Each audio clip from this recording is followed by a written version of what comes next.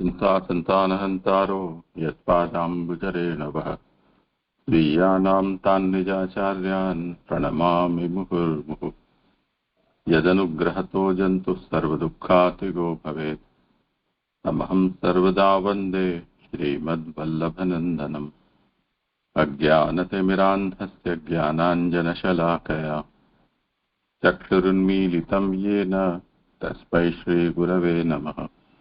नमामि हृदये शेषे लीलाक्षीराब्धिशायिनम् लक्ष्मीसहस्रलीलाभिः सेव्यमानं कलानिधिम्। चतुर्भिश्च चतुर्भिश्च चतुर्भिश्च त्रिभिस्तथा षड्भिर्विराजते योऽसौ पञ्चधा हृदये मम। કરવા દંડવત પ્રણામ. મને પૂછવું છે, મારો વારો નથી, પણ વિષય આગળ જતા પહેલા એ પૂછવું હતું કે શનિવારે બેલાબેનનો પ્રશ્ન હતો કે જે આ સ્થાનિકા છે 26મા શ્લોકની 10 સર્ગ વિસર્ગના બધા હાસ્ય ઉદાર લીલાપણું બધું જે આપણે કનેક્ટ કર્યું, તો એમણે પૂછ્યું કે આ સૃષ્ટિના સર્ગ વિસર્ગની વાત છે કે નહીં. ત્યારે આપે એવું જવાબ આપ્યો કે ના, એવું નહીં, પણ ભગવાનના પ્રાગટ્યની વાત છે, એ અર્થમાં સમજવાનું છે. તો એ તો અમારું રોંગ હતું કે અમે સૃષ્ટિના સેન્સમાં સમજતા હતા. તો સર્ગમાં સમજ પડી કે ભગવાન શરીર વિનાના પોતે શરીરે સ્વીકાર કર્યો એ રીતે ભગવાન સાથે જોડાયું. પણ પછી વિસર્ગમાં કેવી રીતે સમજવું હાસ્યમાં, અને હાસ્યમાં વસંતમામાએ કર્યું તો એમણે એમ કહ્યું કે સાપને યોગ્ય સ્થાનમાં મૂક્યો એમ એમને હાસ્ય સાથે સ્થાન કર્યું. તો પછી એ તો બહારની સ્થાનની વાત થઈ ગઈ ને, ભગવાનના પોતાના રીતે નથી થતું. એટલે મને આ કોન્સેપ્ટ નથી સમજ પડ્યો કે આ ખાલી સંખ્યાની સંગતિ સમજવાની છે કે કંઈક અલગ છે. હું સમજી નથી શકી લાસ્ટ ટાઈમના કહેવા પ્રમાણે. હાસ્ય સ્થાન લીલા છે, કયું બરોબર છે. હા, પણ આ વિસર્ગ સ્થાન એ કેવી રીતે જોવાનું છે આ તે શ્લોકમાં? હવે વિસર્ગ લીલામાં તો આ પૂતના આવ્યું, શકટભંજન આવ્યું, એમાં કઈ રીતે આ લીલા વિસર્ગ લીલા છે જે પુથાનિકા 26મા શ્લોક પ્રમાણે, તો એને કઈ રીતે સમજવું? હાસ્ય સ્થાન છે પણ સમજવાનું છે કેવી રીતે, એ કોન્સેપ્ટ નથી સમજ પડતી બહુ.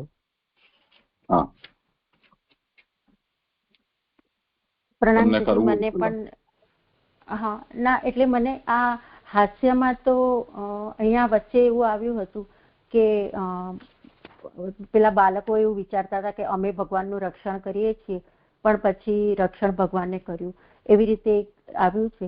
પણ મને એના પછી જે આવ્યા ને શ્લોકો, એમાં પણ મને એ જ પ્રોબ્લેમ છે કે આ ભ્રુકુટીનો ભંગ કર્યો કે ત્યાં પાછા બતાવ્યું પીછે, જેમ કે 31મા શ્લોકમાં કે આ શ્લોકના પૂર્વાર્થથી સદ્ધર્મરૂપ અને ઉત્તરાર્થી ઉતિરૂપ ભ્રુકુટીનું નિરૂપણ કર્યું. તો મન્વંતર તો મનુષ્યનું હોય તો મન્વંતર થાય ને, તો અહીંયા ભગવાનની લીલાઓમાં એ મન્વંતરને કેવી રીતે જોડી? મને પણ જે છે આ જ પ્રશ્ન હતો, એટલે મેં હેન્ડ રેઝ કર્યો. એ જોઈ લો ને ફરીથી 25મા અધ્યાયનું જે વકાંશ છે. હા, એટલે 26મા શ્લોકની ઉત્થાનિકા ને જે છે. હા, એમાં જે ઉપરનો પેરેગ્રાફ છે ને, ફર્સ્ટ પેરેગ્રાફ, એમાં ચોથી લાઈનથી છે કે કારણ કે ઉદારપણું, લીલાપણું, હાસ્યપણું, દ્રષ્ટિપણું, ઉલ્લાસપણું, ભ્રુકુટીપણું, ભંગપણું, સૂચવેલ હોવાપણું, ઘણાપણું અને અનુગ્રહપણું એવા 10 જ પદાર્થો નામથી કહેલ છે.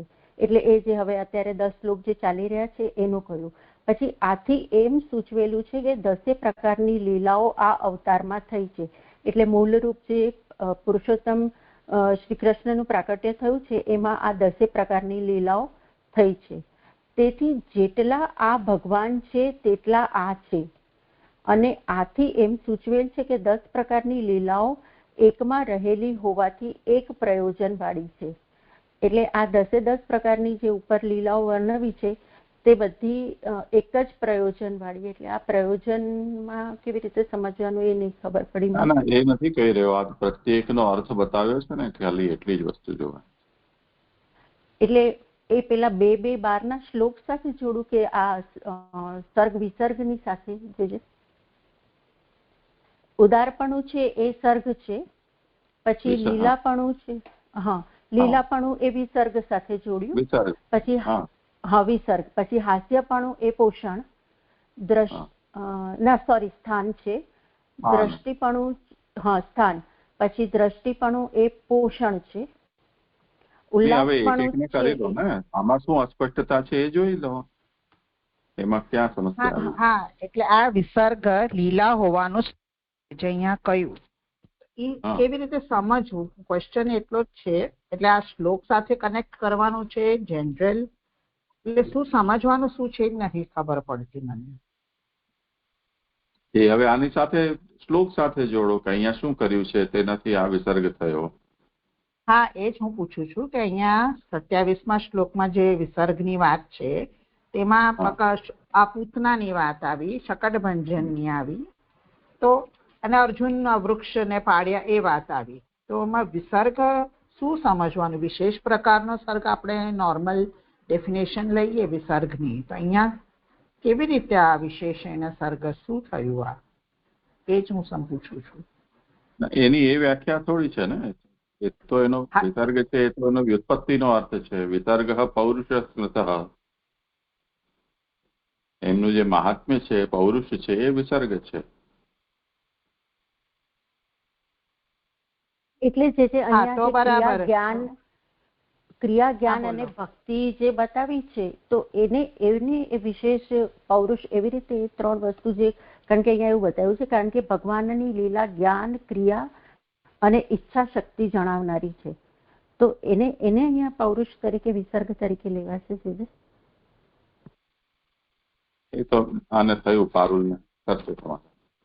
હા, એટલે પૌરુષ જે કહ્યું, એટલે ભગવાનનો આવું પૌરુષ દેખાડ્યું ને કે શકટભંજન આવી રીતે કર્યું, યમલા અર્જુનને કર્યું, એ રીતે કહી રહ્યા છે. જે આવા ટાઈપની લીલાથી ભગવાનનું પૌરુષત્વ દેખાડ્યું એમ વિસર્ગ, એવું છે ને જે? ઓકે, એ થયું. પછી હવે હાસ્ય થયું. તો આ પેજ 242 પર એવું કહ્યું કે હાસ્ય સ્થાન છે, કારણ કે ભગવાન પોતાના હાસ્ય માટે જ નાટકમાં જેમ થાય છે એની પેઠે હાસ્ય રૂપથી જુદી જુદી મર્યાદાથી જુદા જુદા ને રાખે છે. એમ ન હોય તો પરમાર્થ રૂપ ભગવાનના સ્વરૂપમાં મર્યાદા કઈ હોય? તો અહીંયા આવ્યું છે એવું કે આ બધા જે કાલિયા નાગનો પ્રસંગ છે 28મા શ્લોકમાં, તો જુદી જુદી મર્યાદાથી જુદા જુદાને રાખે છે. એટલે તો અહીંયા એવી રીતે સમજવાનું, કાલિયા નાગનું સ્થાન જ્યાં હતું ત્યાં ભગવાન એમને રાખ્યો, એવી રીતે સમજ પડી હતી હાસ્યમાં. ઓકે, આગળ કરું છું. ચોથું હવે કે દ્રષ્ટિ પુષ્ટિ છે, કારણ કે ભગવાને જોયેલા જ પુષ્ટ થાય છે. આ મને નથી બહુ, એટલે આમાં એ વાત આવેલી 29મા શ્લોકમાં કે દાવાગ્નિનું પાન કર્યું, અને શ્લોકમાં એવું રીતે આવેલું દ્રષ્ટિ પણ 2 નેત્રથી 2 પ્રકારની થાય છે. એટલે એ મને હજી નથી થયું ક્લિયર. એટલે આવી રીતે પોષણ તો દરેક જગ્યા પર ભગવાન કરે છે, તો અહીંયા એવું, અહીંયા જ કેમ પુષ્ટિ, દ્રષ્ટિથી પુષ્ટિ, એ નથી ક્લેરિટી થઈ બહુ. અહીંયા જ શ્લોકમાં શું વર્ણન છે જોઈ લો.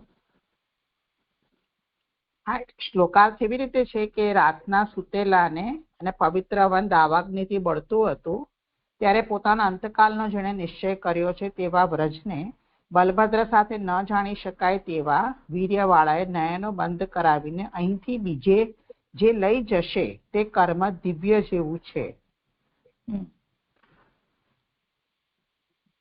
એટલે મને એવું લાગે કે દરેકમાં પોષણ તો ભગવાન કરે જ છે ને, તો અહીંયા જ કેમ દ્રષ્ટિ પુષ્ટિ છે એવું કહ્યું? એમ ભગવાને જોયેલા જ પુષ્ટ થાય છે, એવી રીતે હું પૂછું છું.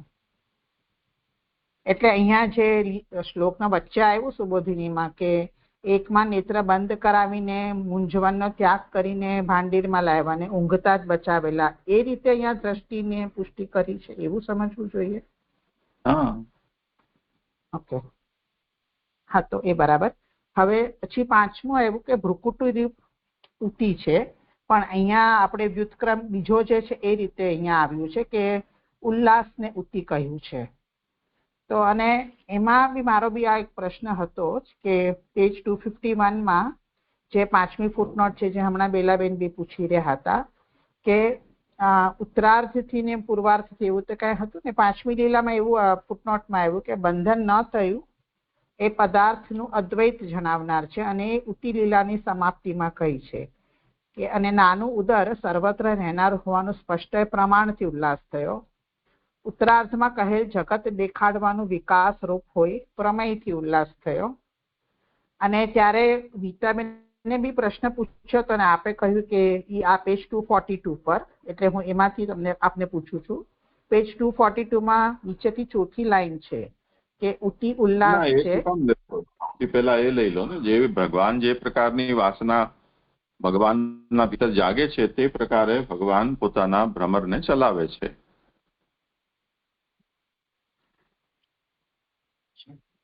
પણ આ તો ભ્રુભંગ જે એ સદ્ધર્મ છે.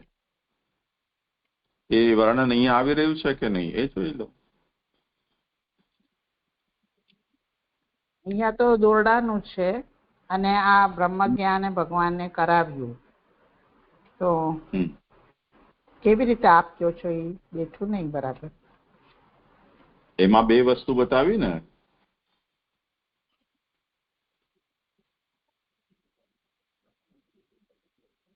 વિકલ્પથી બતાવ્યું છે ને. હા, એ જ હું કહું છું કે વિકલ્પથી અહીંયા એકચ્યુઅલ લાઈન પ્રમાણે અહીંયા ભ્રુકુટી ઉતી છે, પણ હું એવું સમજી કે બીજા પ્રમાણે ઉલ્લાસ ઉતી જે સેકન્ડ ઓપ્શન હતો એનું અહીંયા 30મા શ્લોકમાં વાત ચાલી રહી છે. ભ્રુકુટી ઉતી નથી ચાલતી, પણ અહીંયા ઉલ્લાસ ઉતી ચાલે છે. સોરી, ઉતી એવું કંઈક છે ને, જે પાછળ ચોથી લાઈન છે અહીંયા 242 પર નીચેથી. અને ત્યાં આ જ હતું કે પ્રહલાદ અને ધર્મ અનુક્રમે પ્રમેય અને પ્રમાણના ઉલ્લાસો પ્રકાશકો છે. એટલે આ લીલા કેવી રીતે આમાં કહી રહ્યા છે એ નથી મને સમજ પડતી. હા, એ જેમનો શ્લોક હોય કરો વિચાર. નીતાબેનનો હતો અને એમણે પણ આવું જ પૂછ્યું હતું, કદાચ હું અત્યારે પૂછું છું, પણ ત્યારે આપે આ જ કહ્યું કે પ્રહલાદ અહીંયાથી જોવો. અને એ ચરિત્ર પણ આપણે જોઈએ તો અનુક્રમે છે કે પ્રહલાદ અને ધર્મ પ્રમેય અને પ્રમાણના ઉલ્લાસો પ્રકાશકો છે. ત્યારે સદ્ધર્મ ભ્રુકુટી રૂપ અને ભંગ વંશ રૂપ થાય છે, કારણ કે એમાં આત્મા પોતાના વિભાગ કરે છે. અહીંયા 30મા શ્લોકમાં નથી ક્લિયર થતું, એ ગીતાબેન કરે છે. એટલે જે ઉલ્લાસ બતાવ્યો છે એ ભગવદી વંશ જ ભગવાનનો ઉલ્લાસ છે. તો પ્રહલાદ, બલિ, વિરોચન એમ કરીને આ જે ભગવદી વંશ થયા છે એ ભગવાનનો ઉલ્લાસ રૂપ છે, અને એ અહીંયા ઈશાનું કથાના રૂપમાં છે. અને તે રીતે અહીંયા વર્ણધર્મ, આશ્રમ ધર્મ અને પ્રહલાદ એનું ભગવદીયત્વ, આ બેને લઈને અને પ્રમેય રૂપ ઉલ્લાસ અને પ્રમાણ રૂપ ઉલ્લાસ એ બે બતાવ્યું છે. એમાં સદ્ધર્મ જે છે એ ભ્રુરૂપ છે, એમ અહીંયા ઉત્થાનિકામાં નિરૂપણ કર્યું છે.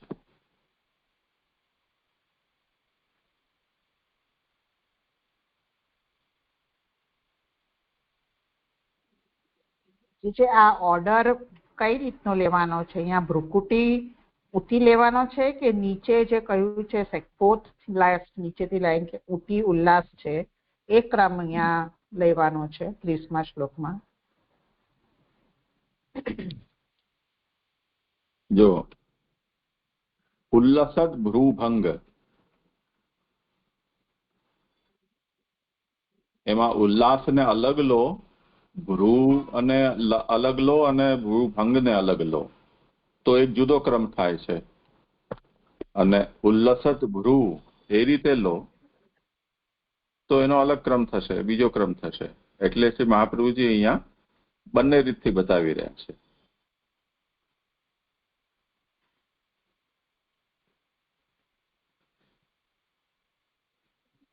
એટલે 30મા શ્લોકમાં બંને ટાઈપનું આપણે સમજવાનું છે.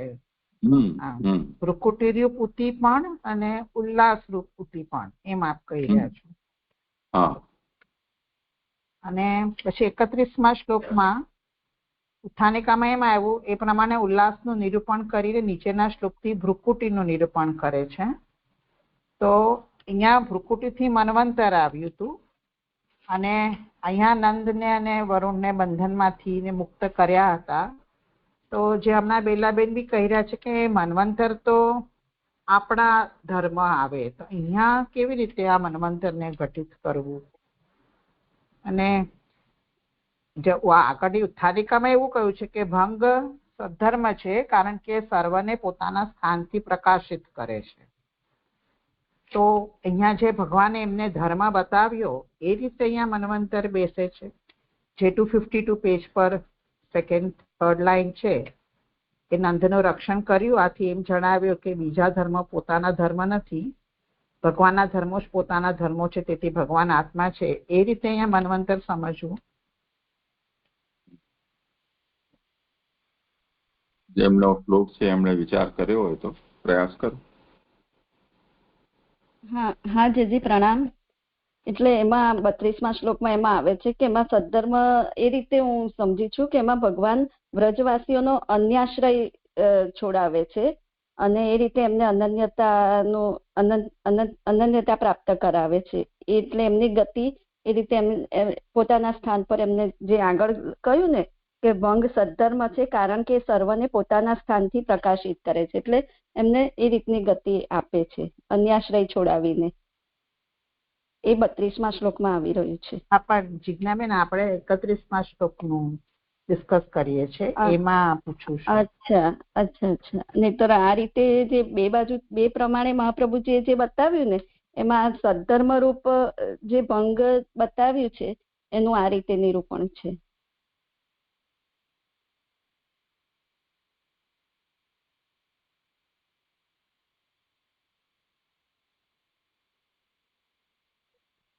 હા પ્રણામ જેજે. અહીંયા ભંગની જો તમે પરુલબેન વાત કરી રહ્યા છો ને તો એ તો 32મા શ્લોકમાં જ એ વિષય આવી રહ્યો છે અને અહીંયા ખાલી ભ્રુકુટી રૂપનું જ વર્ણન છે, તો એમાં એટલો ફરક આવી જશે ને. આ છે ને પેજ 242 પર ત્રીજી લાઈન છે ને, ત્યાં જ્યારે અલગ રીતનો ક્રમ અત્યારે લઈ રહ્યા હોય, સેકન્ડ ટાઈપ પણ વિચારીએ છે તો સદ્ધર્મ ભ્રુકુટી રૂપ છે અને ભંગ વંશ રૂપ છે, કારણ કે એમાં આત્મા પોતાનો વિભાગ કરે છે. તો એમાં અને આ જે ભ્રુકુટી રૂપનું તમે 31મો શ્લોકમાં આપને બંધનમાંથી મુક્ત કરાવ્યા ને, તો હું એટલે વિચાર એવી રીતે કરતી હતી કે મન્વંતર તો સદ્ધર્મ કહેવાના વિષય છે 8મા સ્કંદમાં, તો અહીંયાથી કેવી રીતે જોડાય? તો કદાચ આ સેકન્ડ લાઈનથી આ બીજાના ધર્મ પોતાના નથી ને એવી રીતે કંઈક છે. અને લાસ્ટ ટાઈમ એવું ડિસ્કસ થયું હતું, જે બોલેલા કે ભગવાન પ્રકટ બિરાજતા હોય તો એમની સેવા એ જ ભગવત ધર્મ છે. તો એ રીતે આને મન્વંતર સાથે જોડ્યું છે કે શું, એ પ્રશ્ન હતો. મેં દ્રષ્ટિથી તો નથી જોયું. હા જેજે આપ કરાવો ને જેજે. કઈ હા, જેમને બીજાને કઈ ખુલાસો કરવો. હા ધન્યવાદ પ્રણામ જેજે. અહીંયા મને એવું સમજાય છે કે જે 31મા શ્લોકમાં જે ભ્રુકુટીનું વર્ણન કરી રહ્યા છે ને, ત્યાં એવું કહેવામાં આવ્યું છે કે દુઃખનો અભાવ અને સુખરૂપ આ ફળ છે. એમાં જે દુઃખનો અભાવ અહીંયા જે 2 વાર કહેવાનું કહ્યું ને, કારણ કે સદ્ધર્મમાં દુઃખની નિવૃત્તિ અને સુખની પ્રાપ્તિ એ રીતે આવી રહ્યું છે. તો અહીંયા પણ ભગવાનનું સ્વરૂપ એવું બતાવ્યું છે સદ્ધર્મ યુક્ત કે જે દુઃખનો અભાવ અહીંયા નંદર બાવાને જે 2 વાર એમને બચાવ્યા ને, એમનું જે વ્રતમાં ને યાત્રામાં જે પ્રવૃત્ત થયેલા હતા એમનું જે રક્ષણ કર્યું ને, તે અહીંયા સદ્ધર્મને ભ્રુકુટી રૂપ કહ્યું હોય એવું સમજાય છે, જે દુઃખનો અભાવ. એવી રીતે જે મને સમજાયું. પ્રણામ જેજે. હા, તો હવે થયું મારું. અને હજી આ એક પ્રશ્ન છે કે આજે 252 પર કોટેશનમાં લખ્યું છે, આથી એમ જણાવ્યું કે બીજા ધર્મો પોતાના ધર્મો નથી. તો આ એક નોર્મલ આપણને કહી રહ્યા છે કે કોઈનું કોટેશન છે આ વચન ઇન્વર્ટેડ કોમર્સમાં છે?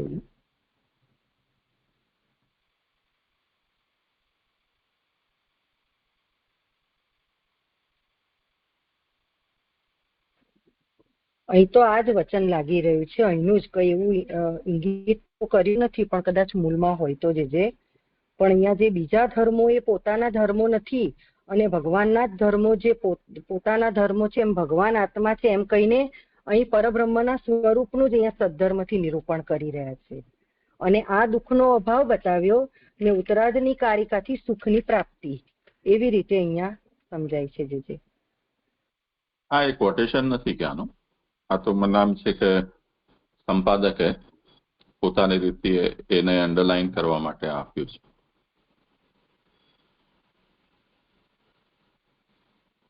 હા, તો હવે થઈ ગયા મારા પ્રશ્ન. દંડવત પ્રણામ.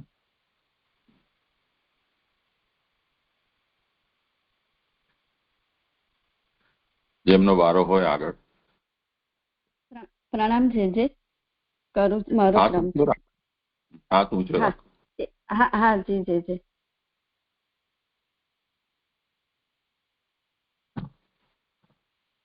પ્રણામ જે શ્રીમદ ભાગવત શાસ્ત્રનો અર્થ આનંદરૂપ હરિની આનંદમય લીલા છે. અત્યારે આપણે દ્વિતીય સ્કંદ સાધન લીલા નું અવગાહન કરી રહ્યા છીએ, જેમાં શ્રી ભાગવતના અંગોનું નિરૂપણ આ સ્કંદનો અર્થ છે, જેના 3 પ્રકરણો છે. પ્રથમ પ્રકરણ તત્વ ધ્યાન, જે સ્થૂળ અને સૂક્ષ્મ અનુક્રમે 1 અને 2 અધ્યાયથી નિરૂપાયેલું છે. બીજું પ્રકરણ શ્રદ્ધા રસપ્રસાદ, જેમાં શ્રોતાનો રસપ્રસાદ અને વક્તાનો રસપ્રસાદ અધ્યાય 3 અને 4 થી નિરૂપાયેલો છે.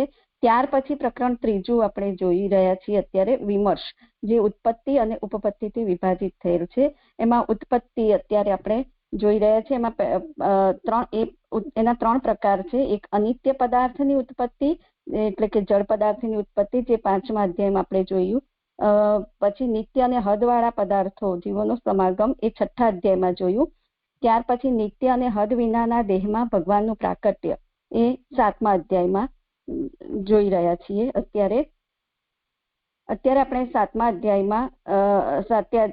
અધ્યાયનું ચિંતન કરી રહ્યા છે, જેમાં અંતર્યામીનું પ્રાકટ્ય કહેલ છે. અહીં અંતર્યામીના ધર્મ સહિત ખંડથી ઉત્પત્તિ કહેવાય છે. એટલે કે એક એક ધર્મનું મહાત્મ્ય જાણવાથી એ ધર્મ વિશિષ્ટ અવતારીનું મહાત્મ્ય અહીંયા કહેવાય છે. આગળ મૂળ સ્વરૂપની ભક્તિ કરવાથી જ ભક્તિ માર્ગ પ્રમાણે ભજન થાય છે. તેથી પુરુષોત્તમની ભક્તિ થઈ શકે તે માટે બધા અવતારોના પ્રાકટ્યની જ કથા શ્લોક 1 થી 25માં કહેલી છે.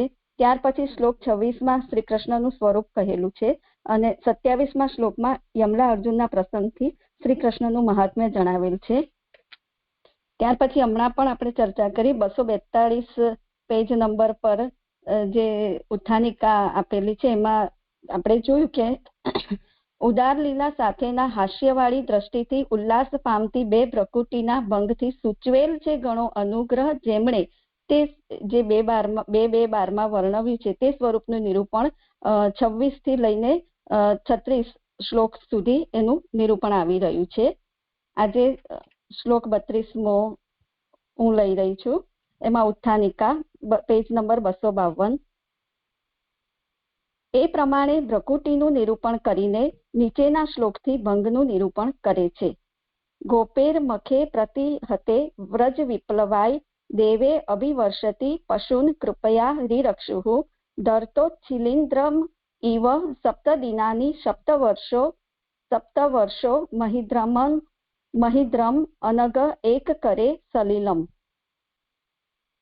શ્લોકાર્થ: હે પાપ રહિત, ગોપોએ યજ્ઞ અટકાવ્યો ત્યારે નેસડાનો નાશ કરવા દેવ વૃષ્ટિ કરતા હતા.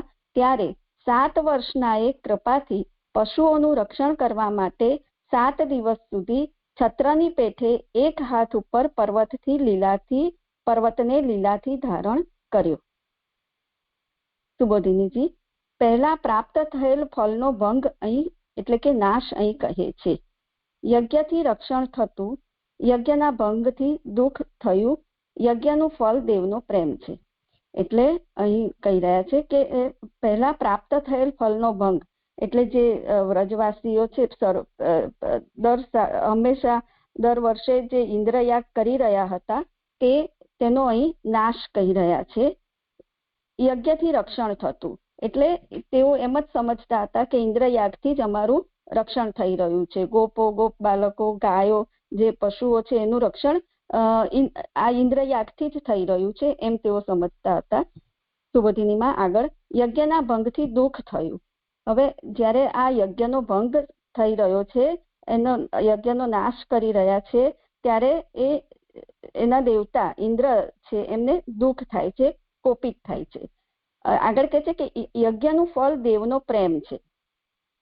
એટલે યજ્ઞનું ફળ ઇન્દ્ર જો યજ્ઞ નિત્ય નિયમિત થતો રહે તો એના દેવતા પ્રસન્ન રહે. એટલે એ દેવતાની પ્રસન્નતા એ જ યજ્ઞનું ફળ છે. સુબોધિનીમાં આગળ એ યજ્ઞ ચોક્કસ ફળ આપનાર હોવાનું કહીને એનો નાશ કહે છે.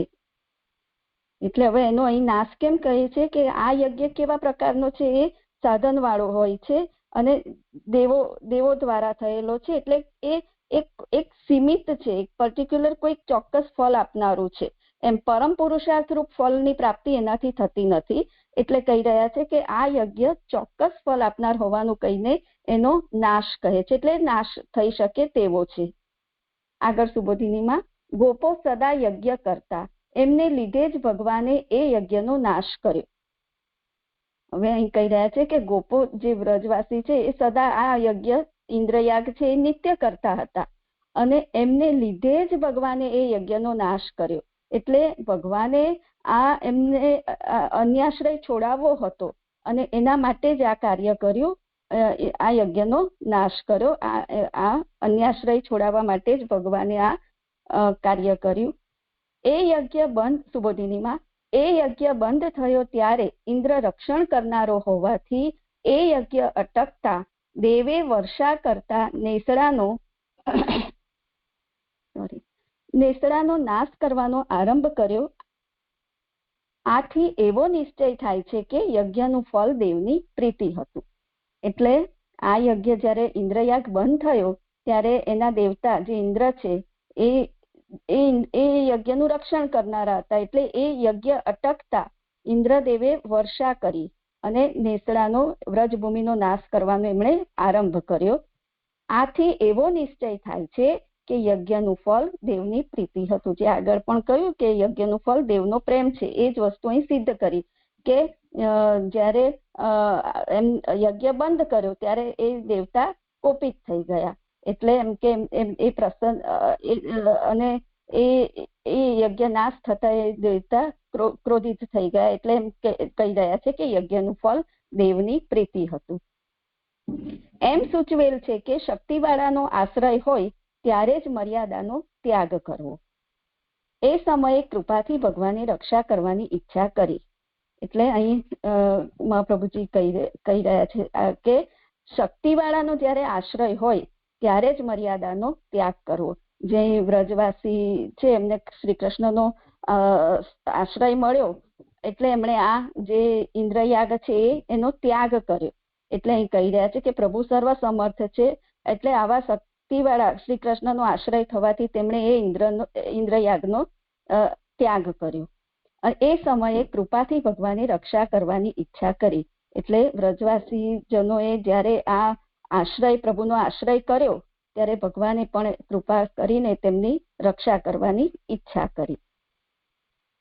આગળ કે છે સુબોધિનીમાં પછી 7 વર્ષના એ 7 દિવસ સુધી ગોવર્ધન પર્વતને એક હાથ ઉપર લીલાથી ધારણ કર્યો. એટલે અને કેવી રીતે રક્ષા કરી તો એ વર્ણવી રહ્યા છે કે 7 વર્ષની આયુવાળા પ્રભુએ 7 દિવસ સુધી ગોવર્ધન પર્વતને એક હાથ ઉપર લીલાથી ધારણ કર્યો. આગળ કે છે હે પાપ રહિત, એ સંબોધન કહેલા વિષયમાં વિશ્વાસ રહે એ માટે કરેલ છે. નારદજી માટે આ સંબોધન છે કે શુદ્ધ અંતઃકરણ વાળા છે એટલે એમને પાપ રહિત કહ્યું છે અને એમને આ વિષયમાં વિશ્વાસ રહે તે માટે આ સંબોધન કરેલ છે. ધરતા ધારણ કરશે, છત્રની પેઠે ભાર ન લાગ્યો એમ જણાવવા કહેલ છે. જે ઉત્તરાર્ધમાં ધરતો છિલિન્દ્રમ ઈવ એને સમજાવી રહ્યા છે કે ધરતા એટલે ધારણ કરશે, છત્રની પેઠે એટલે ભાર ન લાગ્યો એમ જણાવવા કહેલ છે. એટલે પ્રભુએ ગોવર્ધન એવી રીતે ધારણ કર્યો કે જેને બિલકુલ એનો ભાર જ ન લાગે એ રીતે પ્રભુએ આ ગોવર્ધન પર્વતને ધારણ કર્યો. એનું કારણ આગળ એને બતાવી રહ્યા છે. કારણ કે વર્ષાના સમયમાં છત્રો જમીનમાંથી નીકળે છે. અલૌકિક વર્ષા હોવાથી અલૌકિક છત્ર નીકળ્યું એમ ઇન્દ્રને જણાવ્યું. એટલે નોર્મલી વર્ષાના સમયમાં પણ જમીનમાં જે અમુક નીકળતા હોય છે, બિલાડીના ટોપ ને એ રીતે અમુક જે નીકળતા જંગલી પૌધા ને એવું બધું નીકળતું હોય છે, આમ એ રીતના આકારવાળા વૃક્ષો. તો અહીં પણ એ જોડી રહ્યા છે કે અલૌકિક વર્ષા હોવાથી, આ ઇન્દ્ર દ્વારા થઈ રહી છે વર્ષા, એટલે અલૌકિક વર્ષા હોવાથી અલૌકિક છત્ર નીકળ્યું. એટલે પ્રભુએ આ રીતે ગોવર્ધન ધારણ કર્યો, એટલે એમ કહી રહ્યા છે કે અલૌકિક છત્ર નીકળ્યું એમ ઇન્દ્રને જણાવ્યું. એમાં 1 નંબરની ફૂટનોટ, અવસ્થા, સાધન વગેરેથી વિરુદ્ધ કાર્ય કરવાથી ઇન્દ્રને પોતાના સામર્થ્યથી પોતે ભગવાન છે એમ જણાવ્યું. એટલે અવસ્થા એટલે પ્રભુની અવસ્થા બાલ્ય અવસ્થા છે, એટલે એ અવસ્થા પણ વિરુદ્ધ છે, એમ કે આવું ગોવર્ધન ધારણ કરવાની એમની અવસ્થા નથી. અને સાધન એટલે આવી આટલી બધી અતિવૃષ્ટિ જે વર્ષા વરસી રહી છે, તો કોઈ સાધન પણ ત્યાં પ્રાપ્ત નથી.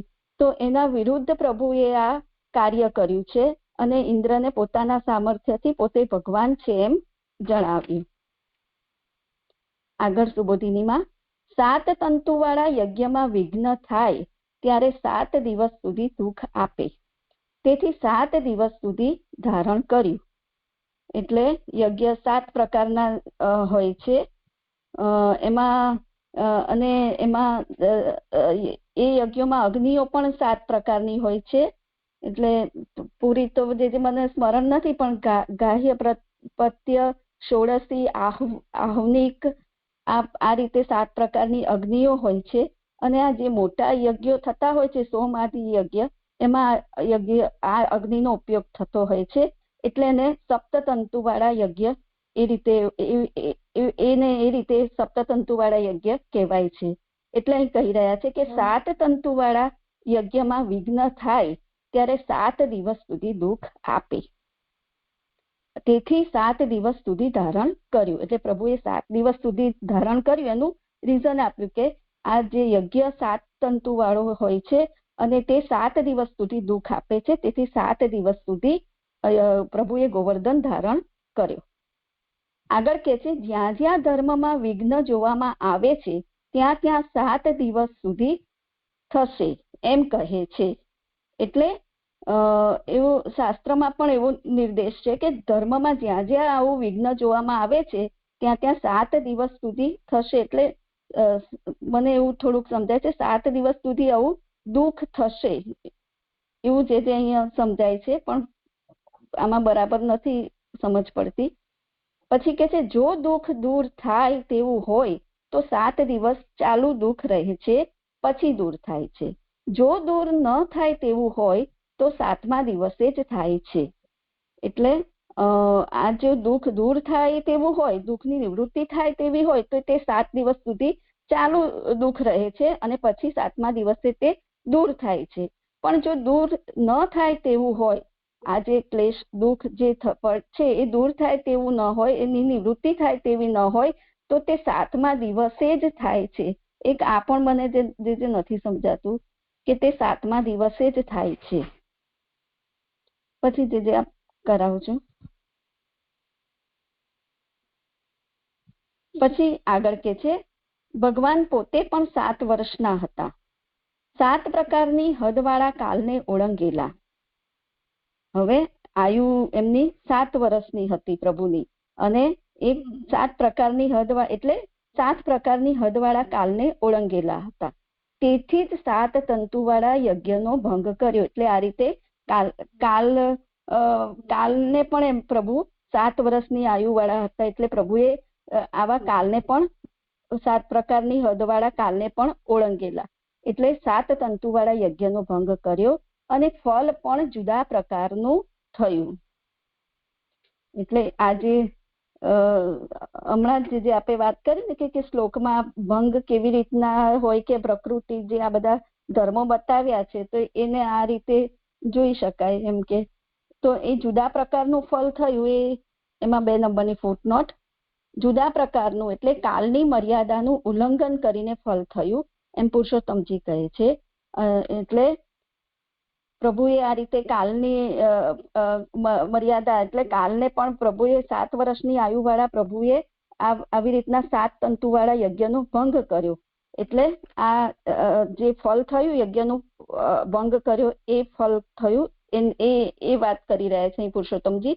અને નાનુભાઈ કહે છે વૃષ્ટિથી દુઃખ ફળ થયું એવો અર્થ જણાય છે. એટલે જે અતિવૃષ્ટિ થઈ તો એનાથી વ્રજવાસીઓને જે દુઃખ થયું એ જે દુઃખ છે એ ફળ થયું એમ નાનુભાઈ જણાવી રહ્યા છે.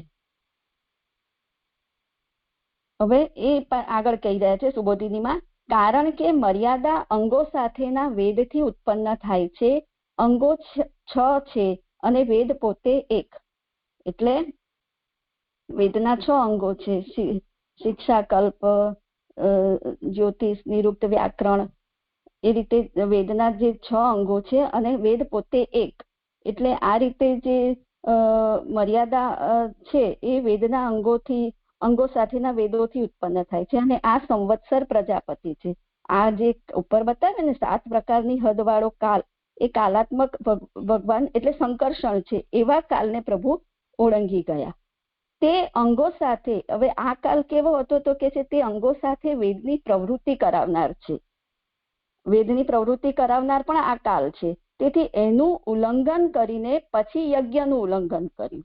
એટલે પ્રભુએ આ રીતે અહીંયા પોતાનું પુરુષોત્તમપણું પ્રકટ કર્યું કે આવું કાલ જે કાલાત્મક જે 7 પ્રકારની હદવાળો જે કાલ છે એનું પણ ઉલ્લંઘન કર્યું અને ત્યાર પછી જે સપ્તતંતુ વાળો યજ્ઞ છે એનું પણ ઉલ્લંઘન કર્યું, એનો ભંગ કર્યો.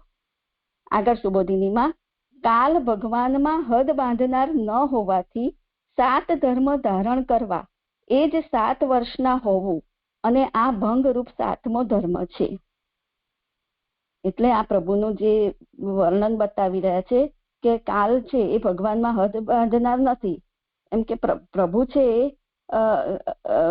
અપરિચ્છિન્ન છે અને કાલ છે પરિચ્છિન્ન છે. એટલે અને પ્રભુએ આ 7 ધર્મ ધારણ કર્યા છે જે આપણે આગળથી પણ જોતા આવ્યા ને કે અદીન લીલા,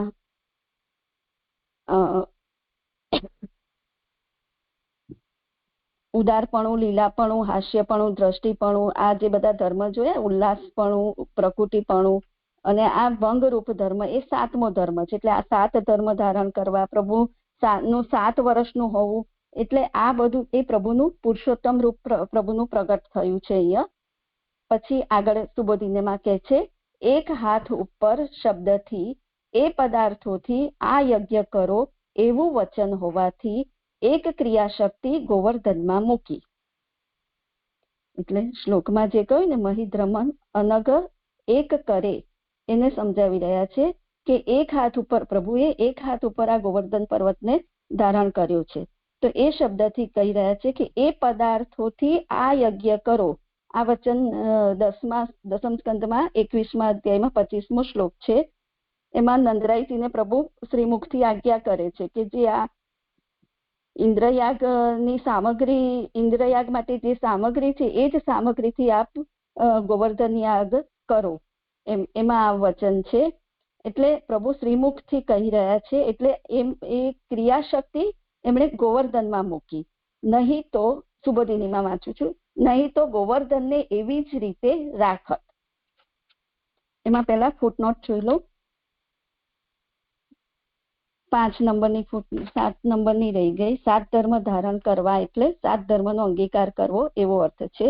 5 નંબરની ફૂટનોટ, ડાબા અને જમણા હસ્તના ભેદથી 2 ક્રિયાશક્તિઓ છે. ડાબા હાથની માત્ર પ્રમેયને ઉપયોગી છે, બીજી પ્રમાણને અનુકૂળ પ્રમેયને ઉપયોગી છે. એટલે જમણા હાથની પ્રમાણને અનુકૂળ પ્રમેયને ઉપયોગી છે.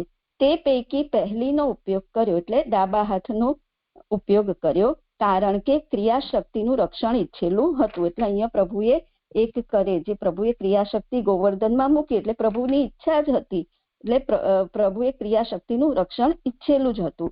જો એ ઈચ્છેલું ન હોત, પ્રભુએ આ ક્રિયાશક્તિ ન ઈચ્છી હોત તો માત્ર ઈચ્છાથી જ ગોવર્ધનનું ધારણ કરત. એટલે હસ્તનો ઉપયોગ, ક્રિયાશક્તિ નો ઉપયોગ કર્યા વગર, હસ્તનો ઉપયોગ કર્યા વિના પ્રભુ ઈચ્છાથી જ ગોવર્ધનને ધારણ કરી શકત એમ કહી રહ્યા છે.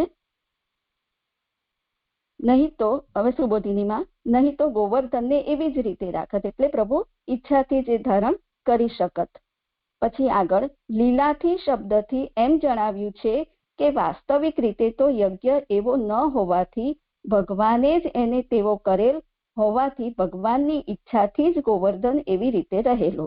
લીલાથી એટલે જે સલીલમ છે એને સમજાવી રહ્યા છે કે વાસ્તવિક રીતે તો યજ્ઞ આ જે ગોવર્ધન યાગ છે એ એવો ન હોવાથી, એવો એટલે 6 નંબરમાં કે છે રક્ષણ કરનાર ન હોવાથી, રક્ષણ કરનાર નથી પણ ભગવાને જ તેને તેવો કરેલ છે, એટલે ભગવાને જ એને એવો કર્યો છે કે એનાથી જ વ્રજવાસીઓનું રક્ષણ થશે એમ ભગવાનની જ ઈચ્છા છે, એટલે ગોવર્ધન એવી રીતે રહેલો. હસ્ત તો માત્ર આગળ સુબોધિનીમાં હસ્ત તો માત્ર શાસ્ત્રાર્થ માટે જ દેખાડેલ, છતાં પણ ગોવર્ધન નીચે પુરાઈ રહેવાથી અને ઉપવાસોથી દુઃખ અવશ્ય થાય એમ માનીને એ દુઃખનો નાશ કરવા ભગવાને લીલા કરી. એમાં 7 નંબરની ફૂટનોટ પહેલા લઈ લો. ક્રિયાશક્તિથી રક્ષણ કરે છે એવી શાસ્ત્રની મર્યાદા પાળવા જ એ એમણે સદ્ધર્મ રૂપ ભંગ અનન્યપણાના પ્રકારથી કહ્યું. તેથી સદ્ધર્મની જુદા પ્રકારની સ્થિતિ એ જ ભંગ છે. એટલે આ મને એટલી બરાબર નથી સમજાતી જે પણ મને એટલું આમાં સમજાયું કે જે અનન્યપણાનો પ્રકાર કયો કે વ્રજવાસીઓનો અન્યાશ્રય છોડાવીને એમને જે સદ્ધર્મ જુદા પ્રકારની જે આ કરી સ્થિતિ એમની એ જ આ ભંગ છે, જે સદ્ધર્મરૂપ ભંગ છે એ એમનો અન્યાશ્રય છોડાવીને જે આ કાર્ય કર્યું, ઇન્દ્રયાગનો ભંગ કર્યો એ આ સદ્ધર્મની જુદા પ્રકારની સ્થિતિ છે, એટલું જ સમજાય છે જે આમાં. પછી આપ એમાં થોડું કરાવજો જે આગળ સુબોધિનીમાં. એટલે કે છે કે ગોવર્ધન તો એવી રીતે રહેલો, હસ્ત તો માત્ર શાસ્ત્રાર્થ માટે જ દેખાડેલ, છતાં પણ ગોવર્ધન નીચે પુરાઈ રહેવાથી અને ઉપવાસોથી દુઃખ અવશ્ય થાય એમ માનીને એ દુઃખનો નાશ કરવા ભગવાને લીલા કરી. હવે એ લીલા કઈ કરી તો કે છે એ નક્કી વેણુ વગાડવા રૂપ હતી. 7 છિદ્રોથી ભગવાન અમૃત આપનાર થયા એમ થતા પ્રાણોનો નિભાવ અને નિશ્રેયસ ફળની પ્રાપ્તિ થઈ, તેથી પુરાઈ રહેવાનું દુઃખ તથા ઉપવાસોનું દુઃખ થયા નહીં એવો અર્થ છે. એટલે એમ કહેવા માંગે છે કે જે આ લીલા કરી વેણુ વગાડવાની પ્રભુએ, તો જે ગોવર્ધન નીચે પુરાઈ રહેલા હતા વ્રજવાસીઓ, ગાયો પશુઓ જે હતા, તો એમને ભૂખ તરસથી એમને દુઃખ અવશ્ય થાય એમ, તો એ દુઃખનો નાશ કરવા પ્રભુએ આ વેણુ વગાડી, વેણુવાદનની લીલા કરી. તો કે છે 7 છિદ્રોથી ભગવાન અમૃત આપનાર થયા. તો એમાં વેણુના જે 7 છિદ્રો હોય છે તો પ્રભુ પોતાના અધરામૃત દ્વારા એ છિદ્રોનું પૂરણ કરે છે. અને જ્યારે આ જે ગોવર્ધન નીચે જે વ્રજવાસી રહેલા છે એ વેણુવાદનનું શ્રવણ કરે છે ત્યારે તેના અધરામૃતના પાનથી તેમનું આ ભૂખ તરસ વગેરે દૂર થઈ જાય છે અને તેમના પ્રાણનો નિભાવ થાય છે અને તેમને નિશ્રેયસ ફળની પ્રાપ્તિ થાય છે. એટલે અહીં પણ પ્રભુનું આ કાર્ય જે સદ્ધર્મ રૂપ છે એ અહીં જણાય છે કે પ્રભુએ એમની ઉર્ધ્વ ગતિ કરી, એમને ઐહિક અને પારલૌકિક ફળની પ્રાપ્તિ કરાવી. તેથી કે છે કે પુરાઈ રહેવાનું પ્રભુની આ વેણુવાદન લીલાથી જે વ્રજવાસીઓને જે ગાયો પશુઓ છે તેમને આ પુરાઈ રહેવાનું દુઃખ તથા ઉપવાસનું દુઃખ થયું નહીં એવો અર્થ છે. હવે એમાં 8 નંબરની ફૂટનોટ છે, પણ જે આ બીજા ક્રમથી થયું ને જે 242માં, એટલે એ બીજા ક્રમ પ્રમાણે છે એટલે મને જોડાઈ તો નથી જ રહેતી. એમાં હું વાંચું છું પહેલા. ભંગ 8 નંબરની ફૂટનોટ. ભંગ 7મો ધર્મ અને વેણુને 7 છિદ્રો, તેથી એવા પ્રસંગે વેણુ વગાડવી એ જ યોગ્ય હતી. એટલે આ કેવી રીતે કોરિલેટ કર્યું છે ને, ભંગ છે 7મો ધર્મ છે અને વેણુના 7 છિદ્રો, એટલે કહી રહ્યા છે કે એવા પ્રસંગે વેણુ વગાડવી એ જ યોગ્ય હતો. એટલે આ મને નથી સમજાતું. પછી જે ઈશાનું કથા પ્રમાણે કહ્યું ને અહીંયા પણ 242માં પેજ ઉપર જે છેલ્લેથી હમણાં જ પારુલબેને વાત કરી કે સદ્ધર્મ રૂપ પ્રકૃતિ રૂપ અને ભંગ વંશ રૂપ થાય છે. તો એ પણ મને અહીંયા નથી જોડાઈ રહી કે ઈશાનું કથા પ્રલય લીલા હોય, વંશ પણ દેહનો ભંગ કરનાર હોય. એક આ લાઈન જ નથી સમજાતી. વેણું વગાડવાથી કે વંશ પણ દેહનો ભંગ કરનાર હોય, વેણું વગાડવાથી અમૃત અપાતું હોવાથી બધા પ્રકારનું અમૃત પ્રાપ્ત કરાવનારું હોય, જુદો પ્રકાર કરાવતું હોય એવું ભંગ છે. આ જે આ ફૂટનોટ પણ બરાબર અહીંથી નથી સમજાતી. જે આ શ્લોક સંપન્ન થયો. આરંભથી લઈ લો જે વિષય. જી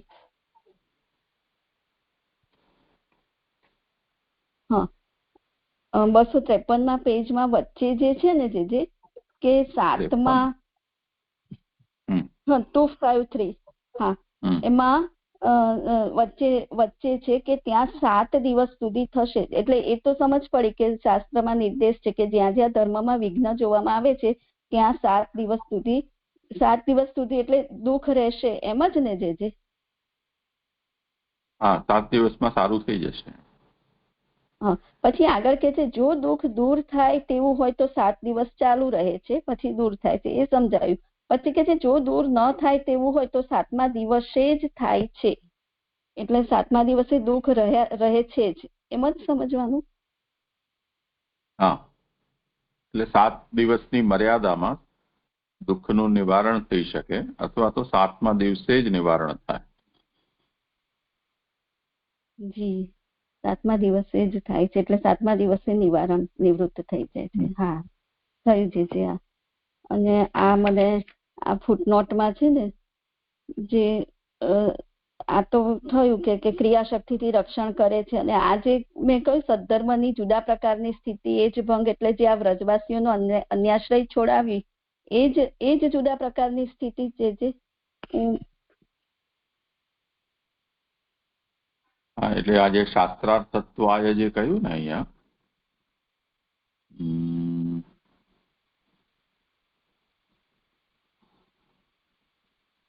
હસ્તસ્તુ કેવલમ શાસ્ત્રાર્થત્વાય પ્રદર્શિત. કે વગર ક્રિયાશક્તિએ અહીંયા આ કેવી રીતે થઈ શકે?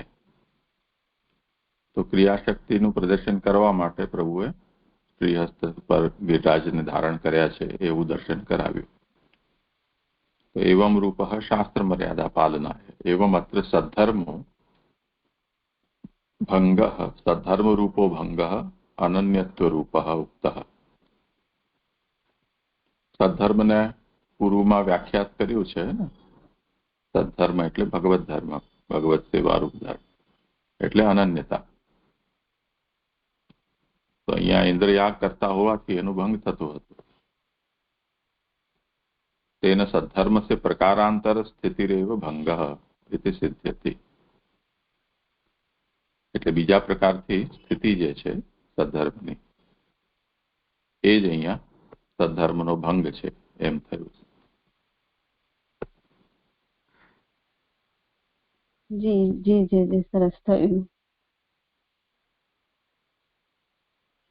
અને આ 8 નંબરની ફૂટનોટ કે જે 7મો ધર્મ કીધો અને પછી વેણુને 7 છિદ્રો અને કે છે કે એવા પ્રસંગે વેણુ વગાડવી એ જ યોગ્ય હતું. તો એ કેવી રીતે કોરિલેટ કરવું ધર્મને અને છિદ્રોને? તો અદીન એક લીલા હસિતમ ઈક્ષણમ ઉલ્લસત ભ્રુ અને ભંગ. આ 7મો થઈ ગયો ને? હા, એટલે એમ ખબર છે જે પણ એની સાથે આ 7 છિદ્રોને જે કોરિલેટ કરીને પછી કહ્યું કે એવા પ્રસંગે વેણુ વગાડવી એ જ યોગ્ય છે, એ નહીં સમજાયું. ભગવાને અહીંયા પર્વત ધારણ કર્યો અને બ્રજવાસીઓને વૃષ્ટિ ભૂખ આ બધાના કારણે કોઈ કષ્ટનો અનુભવ ન થાય એના માટે વેણુ વાદન પણ કર્યું. એ વેણુના પણ 7 રંધ્ર હોય છે. તો બધા જ 7ની સંગતિ છે ત્યારે વેણુવાદન છે એ પણ સંગત થઈ જાય ને. જી જી જી જી એ રીતે કર્યું છે. હા, અને પછી એમાં નીચે જ કે છે ને કે ઈશાનું કથા એ તો સમજાયું કે પછી અહીં કયું વંશ પણ દેહનો ભંગ કરનાર હોય, એટલે એ નહીં સમજાય લાઈન. હા, એટલે 3 લીલાનો ઉત્પત્તિ, સ્થિતિ અને પ્રલયનો ક્રમ છે ને. તો સર્ગ, વિસર્ગ અને સ્થાન આ ઉત્પત્તિ થઈ. પછીની 3 લીલા એ સ્થિતિ, અને પછી ઈશાનું કથા, નિરોધ અને મુક્તિ. તે રીતે આગળ પછી લયનો ક્રમ શરૂ થશે. એ રીતે થયું ને. હા, એટલે અહીં કહી રહ્યા છે કે વંશ પણ દેહનો ભંગ કરનાર હોય, એટલે અહીં કયા દેહનો ભંગ કરનાર, એટલે જે આ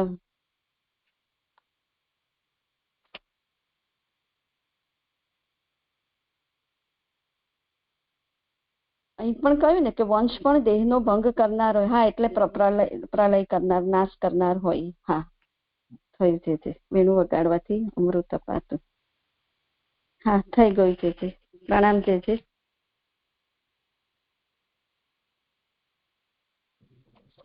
હા, પણ આ જે સેકન્ડ લાસ્ટ લાઈન છે ને જે 242 પેજ પર, કે સદ્ધર્મ ભ્રુકુટી રૂપ અને ભંગ વંશરૂપ થાય છે કારણ કે એમાં આત્મા પોતાના વિભાગ કરે છે. તો એ કેવી રીતે અહીંયા સમજવાનું, આત્મા પોતાના વિભાગ કરે છે એ વિશે? એ મન્વંતર છે, એ વંશની અંદર વિભક્ત થાય છે.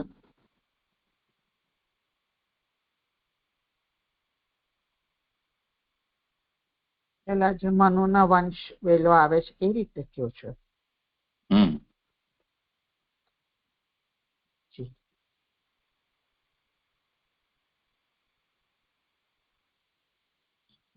પ્રણામ છે. 253 પાન નંબર પર છે ને, ઉપરથી 4થી 5મી લીટી છે કે શક્તિવાળાનો આશ્રય હોય ત્યારે જ મર્યાદાનો ત્યાગ કરવો.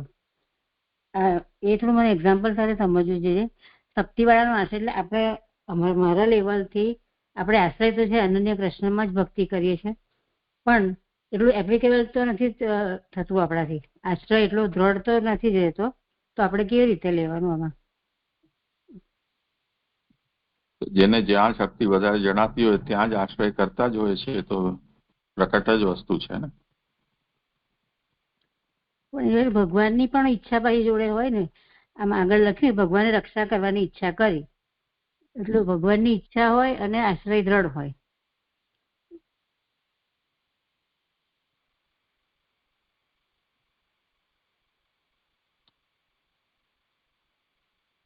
આપણે હાલતા ચાલતા હોઈએ ત્યારે પણ આ વસ્તુ જોઈએ ને. પગથિયા ઉપર પગ મૂકી અને કંઈ ઢીલું પોચું લાગે તો બીજા ઉપર જઈએ, બીજો એનાથી વધારે ઢીલો પોચો લાગતો હોય તો પાછા પહેલા હતા ત્યાં આવી જઈએ.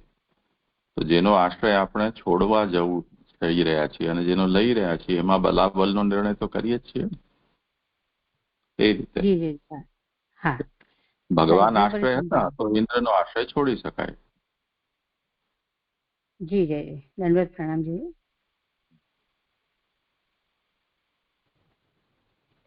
પ્રણામ છે. આજે હમણાં જિજ્ઞાબેન તમને જે કહ્યું ને કે પૂછ્યું, જો દુઃખ દૂર થાય તેવું હોય તો 7 દિવસ ચાલુ રહે છે, પછી દૂર થાય છે, અને જો દૂર ન થાય તેવું હોય તો 7મા દિવસે જ થાય છે. તો જો દૂર ન થાય તેવું હોય એટલે એનો મતલબ એવું થયું કે 7 દિવસ દુઃખ તો ચાલુ જ રહે છે અને પછી 7મા દિવસે એ દૂર થાય છે. તો પછી એ બે વાક્યોમાં મને ફરક નહીં સમજાયો. એટલે પેલું 7મા દિવસે દૂર થાય છે અને આ પછી દૂર થાય છે, એટલો ડિફરન્સ છે. આ મને આમાં સમજ ના પડી.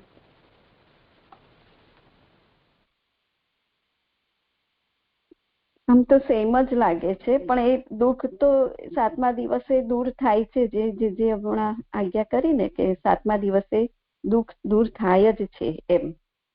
આમ કોઈ નિવર્ત્ય પ્રકારનું હોય તો 7 દિવસ સુધી દુઃખ રહે અને પછી નિવૃત્ત થાય, અને અનિવર્ત્ય જેવું હોય તો 7મા એવ દિવસે ભવતી. તો એનો શું મતલબ થયો? બેનો ભેદ આપણને સમજાવવો હોય કેમ કે બે વાતને અલગ નિવર્ત્ય અને અનિવર્ત્ય બે વિભાગ કરી રહ્યા છે ને શ્રી મહાપ્રભુજી. તો અહીંયાનું જે ઉદાહરણ છે એમાં શું થયું છે કે 7 દિવસ સુધી રહેવાનું હતું તે રહ્યું, પછી 8મે દિવસેથી નિવૃત્ત થઈ ગયું. તો આ નિવૃત્તિ પ્રકારનું છે.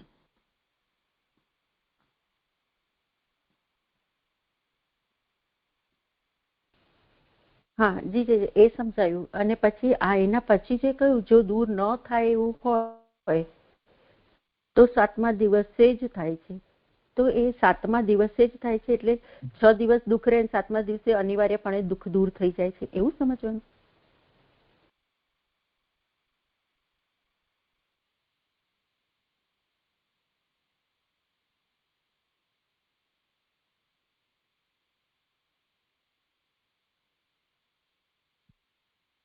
જિજ્ઞાસાબેન કરો છો? હા જે આપે તો એવું જ કહ્યું ને હમણાં કે 7 દિવસ સુધી એ દુઃખ દૂર જ થઈ જાય છે 7મા દિવસે. જે આજ્ઞા બેલાબેન એમ જ કહ્યું કે 7 દિવસ જો દૂર થાય તેવું ન હોય તો 7મા દિવસે જ થાય છે, એટલે કે 7મા દિવસે દુઃખ દૂર જ થાય છે એમ હું સમજી છું. જે એટલે આમાં અંતર એ છે કે 7 દિવસની મર્યાદામાં દુઃખનું દૂર થઈ જવું અને એક 7 દિવસ જે ભોગવવાના છે ભોગવવા જ પછી નિવૃત્ત થાય, એટલો ભેદ છે. તો નિવર્ત્ય અને અનિવર્ત્યમાં આ બે ભેદ આમાં સમજમાં આવી રહ્યો છે.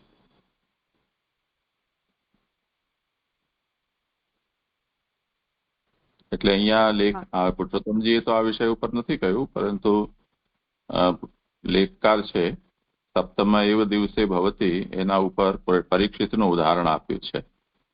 એટલે એમ જણાવી રહ્યા છે કે 6 દિવસ સુધી તો કોઈ દુઃખ હતું નહીં, પણ 7મા દિવસે જ દુઃખ આવ્યું. તો 7મ દિવસે એવ ભવતી એનો મતલબ એ અનિવાર્ય જે દુઃખ છે એ 7મા દિવસે આવીને ને પડે છે. અતએવ પરીક્ષિત બ્રાહ્મણાતિક્રમજન્યમ મૃત્યુરૂપમ દુઃખમ 7મે દિવસે જાતમ. તો લેખકારનો અહીંયા એવો અભિપ્રાય છે.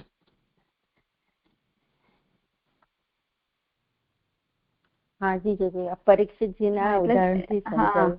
સરસ થયું. એટલે 7મા દિવસે જ દુઃખ આવે છે એમ સ્પષ્ટ થયું. હા થયું છે. પ્રણામ છે. પહેલી ફૂટનોટ, એક મિનિટ નીલામાં, આ પહેલી ફૂટનોટ જ્યાં હતી ને કે અલૌકિક વર્ષા હોવાથી અલૌકિક છત્ર નીકળ્યું એમ ઇન્દ્રને જણાવ્યું, ત્યાં ફૂટનોટ એવું કહ્યું કે અવસ્થા સાધન વગેરેથી વિરુદ્ધ કાર્ય કરવાથી ઇન્દ્રને પોતાના સામર્થ્યથી પોતે ભગવાન છે એમ જણાવ્યું. તો એમને કહ્યું બરાબર લાગે છે કે બાલક અવસ્થા હતી ને આવી રીતે એક હાથમાં ઉપાડ્યો એટલે ભગવાન છે એવું જણાવ્યું. પણ અલૌકિક વર્ષા ઇન્દ્રએ તો નોર્મલ વર્ષા કરી હતી, તો અહીંયા એને એવી રીતે કેવી રીતે જણાવ્યું કે તે અલૌકિક વર્ષા કરી છે એટલે આવું અલૌકિક છત્ર ગિરિરાજજી જેવું નીકળ્યું છે? આ લાઈન કેવી રીતે સમજવી? અલૌકિક વર્ષા હોવાથી અલૌકિક છત્ર નીકળ્યું એમ ઇન્દ્રને જણાવ્યું. ઇન્દ્રના એંગલથી તો અલૌકિક વર્ષા ન હોય ને એમ. એટલે દેવની દ્રષ્ટિએ કહી રહી છું પારુલબેન. દેવકોટીમાં છે ને, ઇન્દ્ર તો દેવ છે ને, એટલે અહીંયા કહી રહ્યા છે ને. ઇન્દ્રને પણ ગર્વ તો હતો જ ને કે મારાથી એમ કે હું જ સર્વશક્તિ વાળો છું એમ. એટલે એ ઇન્દ્રનું માન પણ ભંગ કરવો હતો ને પ્રભુને. અને અલૌકિક વર્ષા એટલે એ ઇન્દ્ર દેવ છે એ દ્રષ્ટિથી મને એ અલૌકિક વર્ષા લાગી. જે કઈ ભૂલ હોય તો સુધારવા વિનંતી. એના કરતા અહીંયા આપણે એ રીતે પણ આને સમજી શકીએ છીએ કે અહીંયા જે નિરૂપણ કર્યું ને કે વસ્તુતઃ ઇન્દ્ર જે વર્ષા કરે છે એ તો એનો મિથ્યા અભિમાન છે. વસ્તુતઃ તો ભગવત્કૃત જ બધું છે.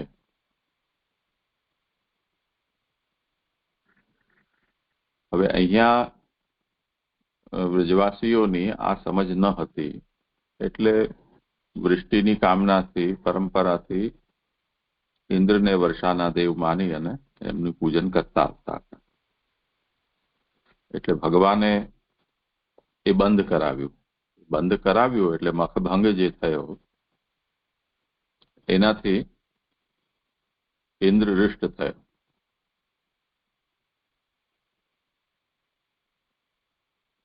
અને એણે આથી અનરાધાર વૃષ્ટિ કરી. તો હવે આ જે અનરાધાર વૃષ્ટિ થઈ રહી છે એ વસ્તુતઃ ભગવાને જો યાગભંગ ન કરાવ્યો હોત તો ન થાત ને. એટલે આ વૃષ્ટિ પણ બ્રજવાસીઓને એક પ્રકારનું કષ્ટ આપવું છે અહીંયા કોઈ પ્રકારનું, એના માટે જે વૃષ્ટિ થયેલી છે એટલે ભગવાન દ્વારા કરાવેલી હોવાથી અલૌકિક છે. બહુ સુંદર, બહુ ફાઇન, સરસ. હવે બરાબર બેસી ગયું. હા હાજી પ્રણામ.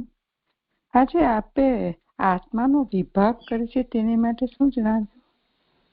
પેલા 242 સદધર્મ પ્રકૃતિ રૂપ છે ને ભંગ વંશ રૂપ છે, કારણ કે એમાં આત્મા પોતાના વિભાગ કરે છે, એનાથી આપે જણાવ્યું.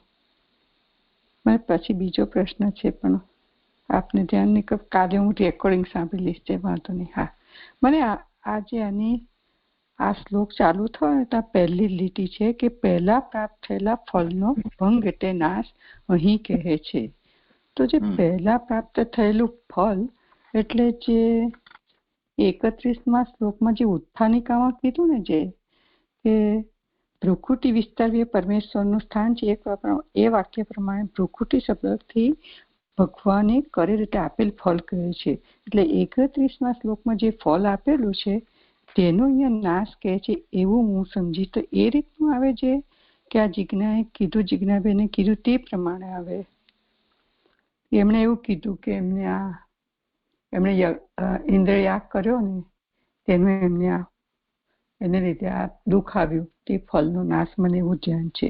પણ હું આવું માનું છું કે આગલા ફળમાં આગલા શ્લોકમાં જે જ્યાં સુધી ઇન્દ્રયાગનો ભંગ નતો કર્યો, યાગ કરતા હતા ત્યાં સુધી ઇન્દ્ર દ્વારા એની રક્ષા થતી આવતી હતી. આ એમને પૂર્વથી પ્રાપ્ત થયેલું ફળ છે.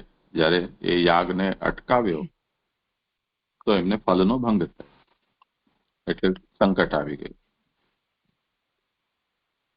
જી જી હા, હું પેલા આગળના શ્લોક જોડે જોડતી હતી. આગળ આપેલો ને બીજું એવું જ કહ્યું ને. ના હા હાજી પ્રણામ. હા સર, પ્રણામ. હું પણ આ ફળ વિશે જ પૂછતી હતી. તો સંકટ રૂપી ફળ થયું, મને એમ થયું ભગવાનનો આનંદ આશ્રય રૂપી ફળ થયું. બસ એટલું પૂછવું હતું મને પણ કે આ ફળ સંકટ રૂપ ફળ થયું કે ભગવાનનો અનન્યતા ભગવાનમાં થઈ એ ફળ થયું? આ જરાક હતું મને. પ્રણામ સર. ફળની વાત નથી, ફળના ભંગની વાત છે. પછી ફળ તો પછી બીજું આવશે આગળ. પૂર્વ સિદ્ધ ફળનો ભંગ અહીંયા નિરૂપણ કરવામાં આવ્યું છે. એ શું છે? ભંગ કહ્યું ફળ પણ જુદા પ્રકારનું થયું. અહીં જે કહ્યું ને બીજી ફૂટનોટમાં જુદા પ્રકારનું, એટલે કાલની મર્યાદાનું ઉલ્લંઘન કરીને ફળ થયું. એ મને નથી સમજાયું. પ્રશ્ન એ વિષય ઉપર નથી, આમનો તો પહેલી પંક્તિ જે છે ને સુબોધની જે શરૂઆત થાય એના ઉપર મને અહીં છે સર કે આ ફળ કયું કહેવાશે. અહીં જે કહ્યું ને બીજી ફૂટનોટમાં કહ્યું ને કે અને ફળ પણ જુદા પ્રકારનું થયું, કારણ કે મર્યાદા અંગો સાથેના વેદથી ઉત્પન્ન થાય છે. આ મને ન સમજાયું સર. ને બીજી ફૂટનોટ કે જુદા પ્રકારનું એટલે કાલની મર્યાદાનું ઉલ્લંઘન કરીને ફળ થયું. આ જરાક મને નથી સમજાતું. પ્રણામ સર. હા કરો તમારે. હા જી જી જી. એટલે માસી એમાં જે કહ્યું ને કે 7 પ્રકારની હદવાળા કાલને ઓળંગેલા. પ્રભુની આયુ 7 વર્ષની હતી અને એમણે પણ આ 7 પ્રકારની હદવાળા એવા કાલને ઓળંગેલા. એટલે એનું ફળ જુદા પ્રકારનું શું થયું? તો 7 તંતુવાળા યજ્ઞનો એમણે ભંગ કર્યો. એવા આ પ્રભુએ પોતાનું અહીંયા પુરુષોત્તમ રૂપ પ્રગટ કર્યું. એટલે અહીં કહ્યું કે આ ફળ પણ જુદા પ્રકારનું થયું. એ રીતે હું સમજી છું. એટલે કષ્ટ આવ્યો ને એ થયું ને. એ કષ્ટ છે એ નાનુભાઈ છે કે વૃષ્ટિથી દુઃખ ફળ થયું એ જે વ્રજવાસીઓને થયું એ નાનુભાઈ કહી રહ્યા છે, પણ કાલની મર્યાદા ઉલ્લંઘન કરીને જે ફળ થયું એ તો શું થયું કે આ જે યજ્ઞનો ભંગ કર્યો એ પ્રભુએ કર્યો ને એ જુદા પ્રકારનું ફળ થયું, જે એ રીતે લેવાશે ને એ એટલું ન સમજાતું મને. જુદા પ્રકારનું ફળ એ જ ફળ ને જે હા.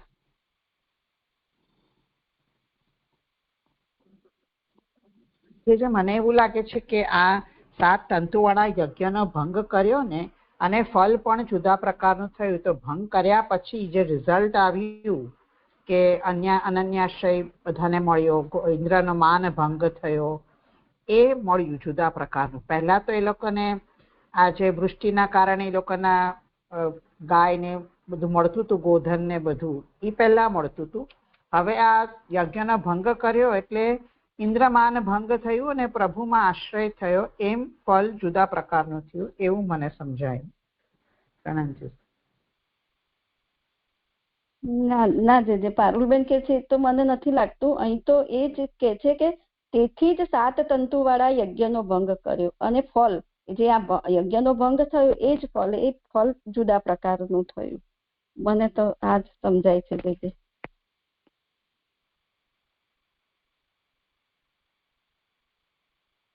એટલે શું ફળ મળ્યું અહીંયા? આવ્યું ને? હા, એ કષ્ટ આવ્યું, એ જે દુઃખથી. હા, તો એ ફળ મળ્યું એટલે અન્યથા ફળ થયું હોય એટલે બાવાના 2 બગડ્યા એમ કહેવાય ને, એવું અહીંયા કહેવા માંગે છે. અચ્છા, એ રીતે સમજવાનું છે. હા જી એટલે એ ફળ તો ના થયું. હા,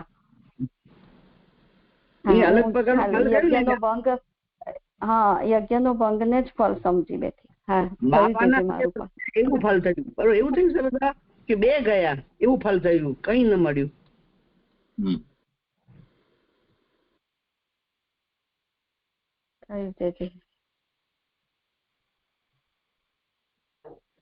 પ્રણામ. મને આ જિજ્ઞાબેન આ ન સમજાયું. આ ઈશાનું કથા પ્રલય લીલા છે એ સમજાયું, પણ વંશ પણ દેહનો ભંગ કરનાર હોય તમે કઈક સમજ્યા પણ મને સમજાયું નહીં, એ મને જરાક કહો ને.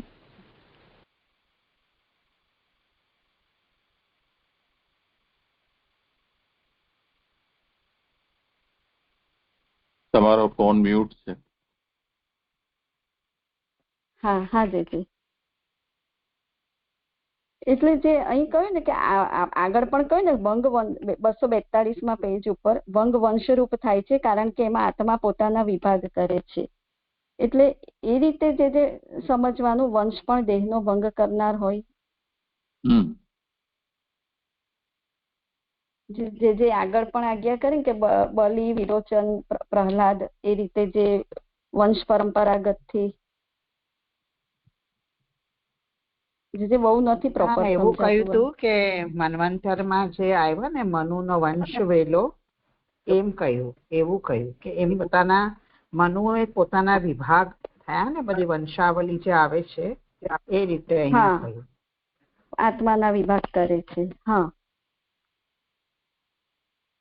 તો એને પછી પ્રલય લીલા સાથે કેવી રીતે જોડી? ઈશાનું કથા પ્રલય લીલા હોય, વંશ પણ દેહનો ભંગ કરનાર હોય, એ 2 ને કેવી રીતે જોડી?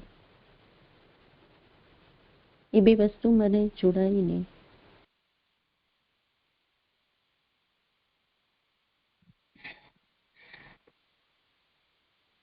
કરો સમાધાન.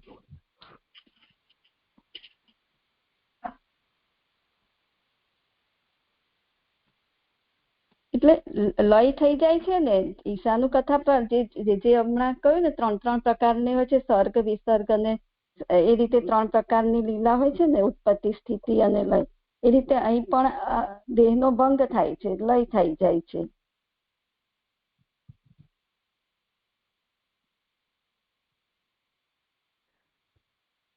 એટલે જો આ ઈશાનું કથા પ્રલય લીલા હોય અને પછી ડાયરેક્ટ એવું આવે ને કે વેણુ વગાડવાથી અમૃત અપાતું હોવાથી, તો એ જોડાય છે.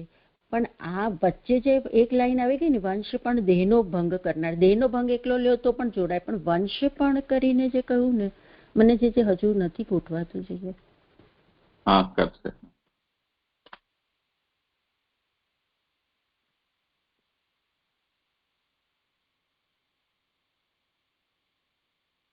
દીદી એટલું સ્પષ્ટ નહીં થઈ કરી શકું. દીદી આપ સમાધાન કરો. હા, ઓર કોઈને કહેવું હોય તો. હા જીજી, દંડવત પ્રણામ.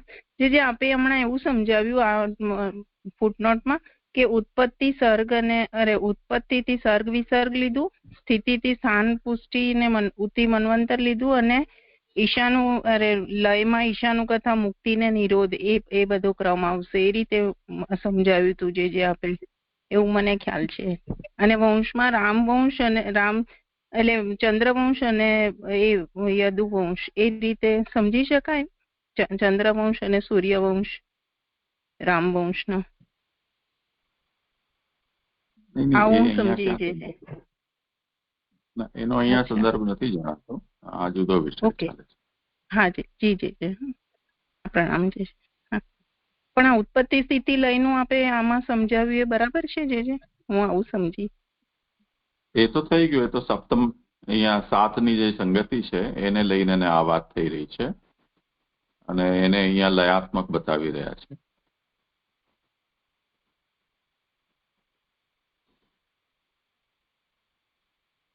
જી જી જી.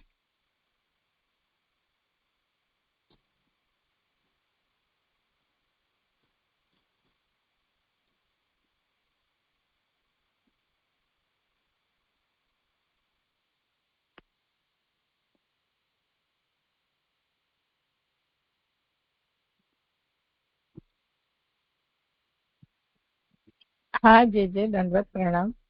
મને અહીંયા હું ટ્રાય કરું છું જે કદાચ ખોટું બી હોય.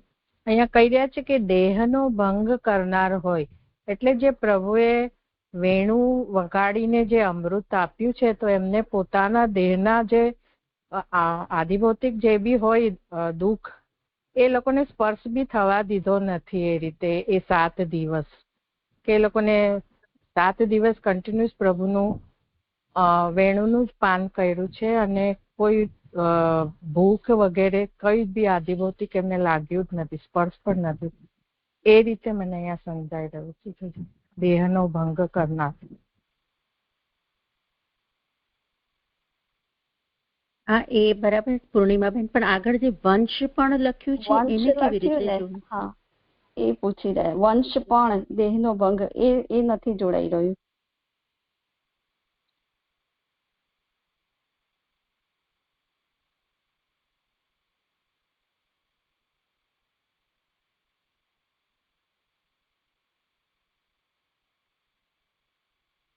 વંશ એટલે અહીંયા બંસી છે, એને પણ જરા વિચારી જુઓ.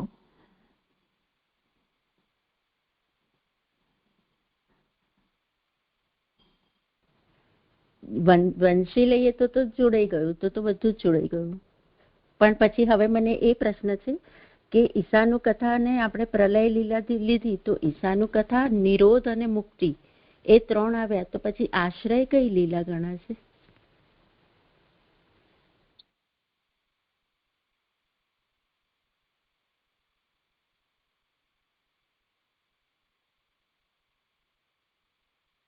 પેલા આ વિષય સ્પષ્ટ કરી દો, પછી જોઈએ એ પણ કરી. હા, એટલે આપણે બંસરી કહો છો, તો બંસરી જે આખું પછી જોડાઈ જ ગયું, એટલે મને એમ કે એ જ હશે. હા જે મને સ્પષ્ટ ના થયું, આ બંસીથી કેવી રીતે જોડવાનું? હા, એ જ કરશે તમારે બેલાબેન. હા, એટલે અહીંયા જે કહ્યું ને કે પ્રભુએ વેણુવાદન કર્યું તો પુરાઈ રહેવાનું દુઃખ અને ઉપવાસોનું દુઃખ થયું નહીં, તો દેહના જે ધર્મો છે તે એટલે તરસ અને ભૂખ એનો પણ ભંગ થઈ ગયો ને, એટલે એ પણ ન રહ્યો. એવી રીતે હું સમજી.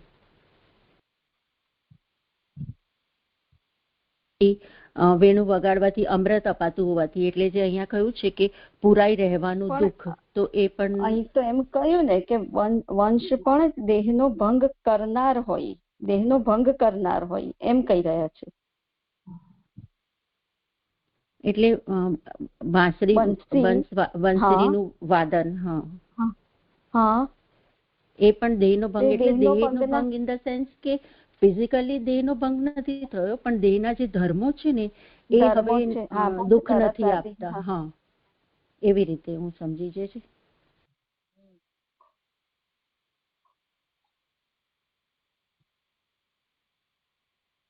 હજુ નથી સમજાતું, તેથી મને આ વિષય આખો પાછળનું તો સંભળાયું, પાછળનું સમજાઈ ગયું કે વેણું વગાડવાથી એની સાથે આકાંક્ષાના રૂપમાં જોડાયેલો છે. એને શરૂઆતથી જે છો ને કે વસ્તુતસ્તુ યાગસ્ય તથાત્વા ભાવાત ભગવતૈવ તથા સંપાદનાત ભગવદિચ્છૈવ ગોવર્ધન સ્થિત. ભગવાને લીલાથી આ ધારણ કર્યું, એનો મતલબ ઈચ્છા માત્રથી જ આ ધારણ થયું છે.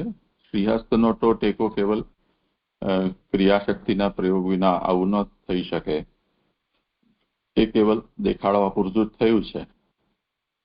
હવે ત્યાં એ ક્રિયાશક્તિને પ્રકટ કરી છે, તેમ છતાં પણ નિરોધોપવાસૈ દુઃખાવશ્યકત્વ મત્વા તન નિરાકરણાય લીલામ કૃતવાન. કે પ્રભુએ આ સલીલા કર્યું, એનો મતલબ એ કહી રહ્યા છે કે આટલું બધું થયા છતાં પણ, એટલે વૃષ્ટિ વગેરેથી તો રક્ષા થઈ ગોવર્ધન ધારણ કરવાથી, પણ બધાના કામ અટકી ગયા. એક જ જગ્યાએ બધાએ રહેવું પડ્યું, ભૂખ વગેરેથી કષ્ટ થયું. તો હવે એનું નિવારણ કેવી રીતે થઈ શકે? તો એના એ દુઃખના નિવારણ માટે પ્રભુએ આ લીલા કરી, એટલે વેણુવાદન રૂપ લીલા કરી. તો 7 રંધ્રવાળા વંશનું વાદન કરીને એને પ્રભુએ અમૃત પૂરણ કરી દીધું. એનાથી અભ્યુદય અને નિશ્રેયસ એ બંને એમને પ્રાપ્ત થયા. એટલે બધા એક જગ્યાએ પુરાઈ ગયા. એનું દુઃખ, ઉપવાસનું દુઃખ વગેરે પણ એમને થયું નહીં.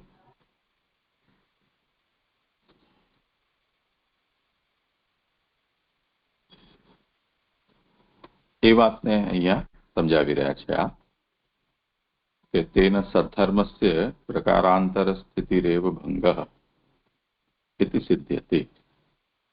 એ દૃષ્ટિથી આમની પુરુષોત્તમજી છે એમનું એ કરો. 7મી અને 8મી કે ક્રિયાશક્તિથી રક્ષણ કરે છે, એવી શાસ્ત્રની મર્યાદા પાળવા જ એ પ્રમાણે સદ્ધર્મરૂપ ભંગ અનન્યપણાના પ્રકારનો કયો. તેથી સદ્ધર્મની જુદા પ્રકારની સ્થિતિ એ જ ભંગ. એટલે ભંગ અહીંયા હવે ભગવાનની ઈચ્છા રૂપ થઈ ગયો. એમ આ જે ભંગ 7મો ધર્મ જે છે, એટલે અધીન લીલા એ શ્લોકમાં કહેલો આજે 7મો ધર્મ, અને વેણુના 7 છિદ્ર. એવી રીતે વેણુ વગાડવી એ જ યોગ્ય છે. ઈશાનું કથા પ્રલય લીલા હોય, વંશ પણ દેહનો ભંગ કરનારો હોય. દેહનો ભંગનો મતલબ, વંશનો મતલબ વેણુવાદન. એ દેહનો ભંગ કરનારો છે. દેહના ભંગનો મતલબ અહીંયા બ્રજવાસીઓના નિરોધ અને ઉપવાસકૃત દેહ એનો ભંગ કરનારો હોવાથી, વેણુ વગાડવાથી અમૃત અપાતું હોવાથી આ બધા પ્રકારનું અમૃત પ્રાપ્ત કરાવનારું હોય, જુદા પ્રકાર કરાવતો હોય એવો ભંગ છે. તો આ ભંગનું સ્વરૂપ હવે અહીંયા નેગેટિવ સેન્સમાં નથી, પરંતુ પોઝિટિવ સેન્સમાં છે. કેમ કે ભ્રૂ ભંગ છે ને, તો જેવી પ્રકારની ભગવાનની વાસના છે તે પ્રકારનો ભ્રૂ ભંગ થાય છે. તો સદ્વાસના જ્યારે છે તે વખતે તે પ્રકારનો ભ્રૂ ભંગ છે. અસદ્વાસના છે તે અસદ્વાસનાના અનુરૂપ ભ્રૂ ભંગ છે. એટલે દુઃખમાં પણ સુખ છે, નિષ્ફળતામાં પણ સફળતા છે, એવું અહીંયા નિરૂપણ કરી રહ્યા છે.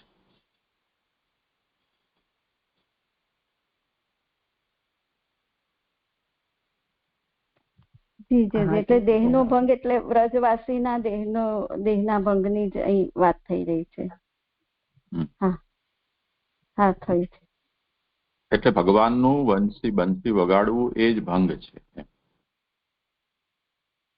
અચ્છા,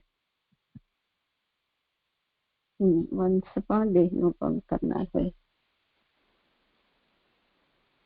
હા, આ થયું. અને હવે આ જે ઈશાનું કથા એ પ્રલય લીલા એને આપણે લઈએ તો પછી ઈશાનું કથા નિરોધ અને મુક્તિ એ 3 પ્રલય લીલા થઈ. તો પછી આશ્રય ને છેલ્લી જે આશ્રય એ કઈ લીલા લેવાશે? એ તો આ 3 સ્થિતિ બહારની સ્થિતિ છે ને. કે અચ્છા, એટલે એ આ 3 લીલાઓ 3 ને 3 ગણાશે અને પેલું બહારની જ રહેશે. આશ્રય એટલે સંપૂર્ણ લય છે. એટલે હા, તેજ ઉપર જે થાય તે ઉત્પત્તિ સ્થિતિ લય અને ગ્રીન રૂમમાં જે છે તે આશ્રય ભાવાપત્તિ.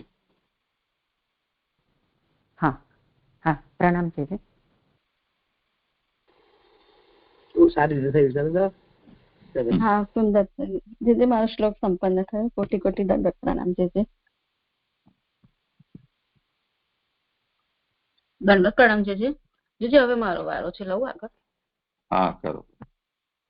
હા જે દંડવત પ્રણામ. જે હવે આપણે જોયું પાન નંબર 242 ઉપર કે આગળ આપણે ભંગનું નિરૂપણ જોયું. હવે નીચેના શ્લોકથી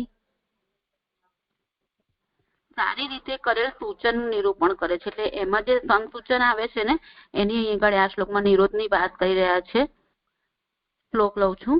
ક્રીડન વને નિશી નિશાકર રશ્મિ ગૌર્યા રાસસુકઃ કલપદમ આયત મૂર્છિતેન ઉદ્દપીત સ્મરરુજામ વ્રજ વૃદ્ધવધૂનામ હર્તુમ હરિષ્યતિ શિરો ધનદા અનુજસ્ય. શ્લોકાર્થ. ચંદ્રના કિરણોથી ઉજળી રાતમાં વનમાં ક્રીડા કરતા રાસની ઈચ્છાવાળા વ્રજનું પાલન કરનાર મધુર શબ્દોની લાંબી મૂર્છાનાથી જેમની કામની પીડા ઘણી વધેલી તેવી વ્રજની સ્ત્રીઓનું હરણ કરનાર કુબેરના નાના ભાઈનું માથું હરી લેશે. સુબોધિનીજી, ભગવાન સ્વરૂપનું ફળ પ્રાપ્ત કરાવવા આ સારી રીતે સૂચન કરે છે. એમાં 1 નંબરની ફૂટનોટ છે કે ગોપીના સંબંધ વાળું ચરિત્ર સ્વરૂપાત્મક ફળ સારી રીતે સૂચવનારું છે. એટલે જે ગોપીજનોને જે ફળ મળ્યું છે એની વાત અહીંયા આ શ્લોકમાં આવી રહી છે. એ સારી રીતનું છે કારણ કે એ અનિષ્ટનો નાશ પણ કરે છે. એ વિષયમાં ગોપીઓ દ્રષ્ટાંત છે. કારણ કે ગોપી પ્રેમ કી ધ્વજા એવું આપણે કીર્તનમાં પણ જોઈ રહ્યા છે અને સંન્યાસ નિર્ણય ગ્રંથમાં પણ 7મા શ્લોકમાં પણ મહાપ્રભુજી આજ્ઞા કરે છે કે કૌંડિન્ય ગોપિકા પ્રોક્તા ગુરવ સાધનમ ચતત. એટલે ગોપીઓ એના માટે દ્રષ્ટાંત છે કારણ કે એઓએ જ ભગવાન પ્રાપ્ત કરેલા છે. એટલે ગોપીજનોને પ્રભુ પ્રાપ્ત થયેલા છે. એમના સંબંધ વાળું ચરિત્ર જ ભગવાનના માર્ગમાં ફળ સૂચવનારું છે. એટલે જે ગોપીજનોને સ્વરૂપાત્મક ફળનું દાન કર્યું હતું ભગવાને રાસલીલા એ જ સ્વરૂપાત્મક ફળ દાનની અહીંયા સંસૂચન તરીકે અહીંયા એ જ વાત કરી રહ્યા છે આ શ્લોકમાં. હવે શ્લોકનું પ્રથમ પદ સમજાવ્યું છે. ક્રીડન વને નિશી. એટલે એમાં વને એટલે કે વૃંદાવનમાં, નિશી એટલે રાત્રે. લૌકિક અને વૈદિક ક્રિયાઓ બંધ થઈ હોય, લોકો પણ કામ કરતા બંધ પડ્યા હોય ત્યારે ભગવાન ક્રીડા કરે છે. એટલે જ્યારે લૌકિક વૈદિક ક્રિયાઓ જ્યારે બંધ થાય ત્યારે એટલે કે રાતના સમયે જ્યારે બધી ક્રિયાઓ બંધ પડી હોય ત્યારે ભગવાન જીવની સાથે ક્રીડા કરે છે. એ રાતમાં વનમાં ક્રીડા કરતા શબ્દોથી કહેલ છે. ક્રીડન વને નિશી. હવે આગળ સમજાવે છે મહાપ્રભુજી. એમને બંધ કરાવનારી ભક્તિ જ છે. તેથી જ નિશાકર એટલે કે ચંદ્ર કહ્યો. આ ચંદ્ર ભગવાનના મનના પ્રકારનો હોવાથી એના કિરણો ભક્તિના પ્રકારો એમની અમુક ઈચ્છાઓ રૂપ છે. એ કિરણોથી સફેદ રંગાયેલું સર્વનું કાર્ય બંધ કરવાનું છે. એટલે અહીંયા સમજાવી રહ્યા છે કે જયારે લૌકિક વૈદિક બધા કામને જયારે નિવૃત્તિ થાય છે ત્યારે એ ભગવાનની શક્તિથી જે થઈ શકે છે એમ. તો જે ભક્તિ કુમુદિની રૂપ જે ચંદ્ર છે એને ખીલાવવાળો કોણ છે? તો કે ભક્તિ કુમુદીને ખીલાવવાળા ચંદ્ર નિશાકર અહીંયા જે કહી રહ્યા છે મૂળમાં એ અહીંયા છે ભગવાનના મનની રશ્મિ એટલે કે જે કિરણો છે એ મનની વિવિધ ઈચ્છાઓ છે. એનાથી એ રાત્રિ રંગાયેલી હતી ને તેથી તેણે બધાની એટલે એ ચંદ્રએ બધાની નિવૃત્તિ કરી દીધી અને ભક્તિના અધિષ્ઠા ચંદ્રદેવે પ્રેમનો રંગ ભરી દીધો. આગળ લઉં છું સુબોધિનીમાં. એવું જ કાર્યનું બંધ થવું ભગવાનની ક્રીડાનું પ્રયોજન છે. એટલે આ બધી જે નિવૃત્તિ થઈ એનાથી જ ભગવાનની ક્રીડા એટલે કે રાસ થયો. તેથી જ ભગવાન રાસ કરવાની ઈચ્છાવાળા થાય છે. રાસ એટલે બીજાના સંબંધ વિનાનો રસથી પૂર્ણ પદાર્થ. કારણ કે વિચાર કરતા એ ઘણી પ્રિય સ્ત્રીઓએ કરેલ ઉત્તમ નૃત્ય અથવા એવી સ્ત્રીઓનો કરેલ ભોગ છે. એટલે ભગવાને જે રાસ કર્યો હતો એ પોતાની સાથે જ રાસ કર્યો હતો અને પોતે જ પોતાના રસનો ભોગ કરી રહ્યા હતા. એટલે જે રસો વૈશ્ય આપણે જે પ્રભુને કહી રહ્યા છે એ અહીંયા મને સમજાય છે. તો એમાં એમ છે કે ભગવાન જયારે એટલે અહીંયા રસો વૈશ્યથી સમજાય છે મને. આગળ લઉં છું સુબોધિનીમાં. જેમ ભક્તોના ગુણોના સૌંદર્યમાં રહે છે. મને આ વાક્ય રચના બરાબર નથી લાગતી, જે કંઈક ખૂટતું હોય એવું લાગી રહ્યું છે આ પેરેગ્રાફમાં. તો એટલે મને સમજાય છે એ રીતના થોડુંક કરું છું. જેમ ભક્તોના ગુણોના સૌંદર્યમાં રહેલા હોય છે તેમ માત્ર શૃંગાર રસમાં જ પ્રવેશેલા હોય છે. ત્યારે હૃદયમાં રસથી પૂર્ણ થઈ એ રસ પ્રગટ કરવા મધુર શબ્દોની લાંબી મૂર્છના કરે છે. એટલે કે તાન આલાપ કરે છે. લાંબી મૂર્છના એટલે કે તાન કરે છે. એટલે એમાં એમ સમજે કે ભગવાન તો માત્ર શૃંગાર રસમાં જ મગ્ન થયા. તો જેમ ભગવાન ભક્તોના ગુણ અને સૌંદર્યને વશ થઈ જાય છે તેમ માત્ર શૃંગાર રસમાં જ પરવશ થઈ ગયા પ્રભુ. તો શૃંગાર રસમાં પણ ભગવાનનું જ સ્વરૂપ છે. તો અને એવું એટલે એના માટે એવું સમજાય છે કે ભગવાન પોતાના સ્વરૂપમાં જ પરવશ થયા. તો એ સમયે પ્રભુ તો રસમાં અભિનિવિષ્ટ થયા હતા એટલે કે રસથી પૂર્ણ હતા. પરંતુ ગોપીજનોમાં તો પૂર્ણ રસનો આવિર્ભાવ થયો ન હતો. એટલા માટે પ્રભુએ સુંદર કંઠથી મીઠા સ્વરોની ગતિથી પ્રભુએ અનેક રીતે તાન આલાપ કર્યા. આમાં વાક્યની અંદર થોડી વિરામચંદના વિષયમાં મતભેદ હોય એવું લાગે છે. નાનુભાઈએ જે અનુવાદ કર્યો છે એને આ સળંગ વાક્ય ગણ્યું છે અને નવીન સંપાદક છે એમાં આને વાક્યને બે રીતે સમજાવ્યા છે. ભગવાનના માટે અહીંયા રાસોત્સુક એવો શબ્દનો પ્રયોગ છે. રાસોત્સુક કલપદાયત મૂર્છિતેન. તો ભગવાન અહીંયા રાસોત્સુક છે. એના માટે એમ કહી રહ્યા છે કે કેવલમ શૃંગાર રસાભિનિવિષ્ટ યથા તથા ભક્ત ગુણ સૌંદર્યાભિનિવિષ્ટ. જેમ શૃંગાર રસમાં જે અભિનિવિષ્ટ હોય છે તેવી રીતે ભક્તના ગુણ અને સૌંદર્યમાં પરોવાયેલા છે. એને અહીંયા રાસોત્સુક ભગવાન એવી રીતે સમજાવી છે. તેના પછી પૂર્ણ વિરામ થઈ ગયું. આ એક વાક્ય પૂરું થયું. પછી કલપદાયત મૂર્છનામ એનો અર્થ કરી રહ્યા છે કે તદા એટલે જયારે ભગવાન આવા રાસોત્સુક થયા છે ત્યારે અંતઃ રસેન પૂર્ણ ભગવાનના ભીતર એ રસ પૂર્ણ થયેલો છે.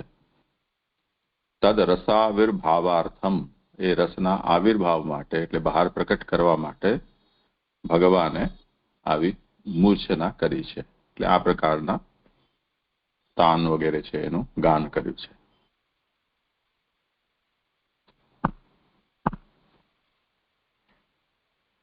જી જી. હવે આગળ લઉં છું.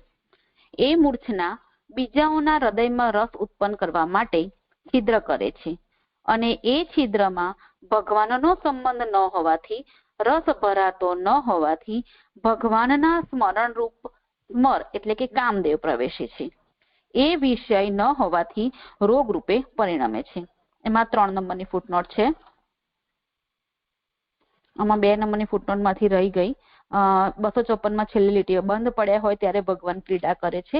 એટલે કે ત્યારે એટલે કે જીવો વ્યગ્ર થયા વિના ભગવાનમાં એકતાનવાળા થાય ત્યારે પ્રભુ એમની સાથે ક્રીડા કરે છે. હવે અહીંયા 3 નંબરની ફૂટનોટ છે કે એ વિષય ન હોવાથી રોગ રૂપે પરિણમે છે. એટલે કે વિષય ન હોવાથી, એટલે ભગવાનનો સંબંધ ન હોવાથી. એટલે કે જ્યારે આ ગોપીઓ માં નિર્ગુણતા ન હતી ત્યારે એ રોગ રૂપે પરિણમે છે. કારણ કે સર્વરસ ભરનાર પોતાનો વિષય પ્રાપ્ત કર્યા વિના ભૂખ વગેરે પેઠે રોગરૂપ થાય છે. એટલે અહીંયા મને એવું સમજાય છે કે જેમ ભૂખ્યાને પેટ ભરવા માટે અન્ન વગેરે વિષય મળી જાય તો દેહાદી એ ધારણ કરવા વાળા થઈ જાય છે, પરંતુ જો એને એનો વિષય ન મળે તો ભૂખ એ રોગ થઈ જાય છે. એવી રીતે જ અહીંયા ગોપીઓ માટે સમજાવી રહ્યા છે કે જે ગોપીઓ હતી એ રસાનુભાવ કરવા વાળા બધા જ ભાવ જો પોતપોતાના વિષયો એમને ન મેળવી શકે તો એ રોગ થઈ જાય છે અને આવા રોગોથી એમને દેહાદીની નાશની પણ સંભાવના રહે છે. આગળ સુબોધનીમાં લઉં છું. એવું ન હોય તો દેહનો નાશ અને મોત ન કરે. એના માટે 4 નંબરની ફૂટનોટ છે કે દેહનો નાશ એટલે કે દુબળાપણું. એટલે કે અહીંયા જે એમને જે અહીંયા રોગ સાથે જે સરખાવ્યું અને એવું ન થાય તો એમનું દુબળાપણું થઈ જાય અને મોત ન કરે. આથી એ ગોપીઓને મુખ્ય અધિકાર ન હોવાનું કહ્યું. એટલે આવી જે ગોપીઓ હતી એમને મુખ્ય અધિકાર ન હતો. એમાં 5 નંબરની ફૂટનોટ છે કે આથી એટલે કામને રોગ કહ્યો તેથી.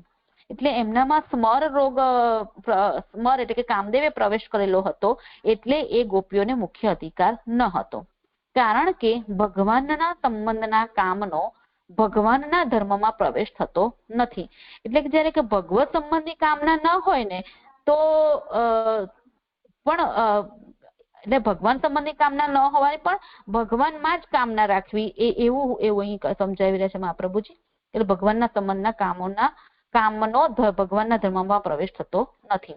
તેથી જ એવો ગોપીઓને ભગવાનના સંબંધમાં વિઘ્ન કરનાર કામના અધિષ્ઠાતા રૂપદેવ, ધનના અધિષ્ઠાતા રૂપદેવ કુબેરનો ભાઈ થયો.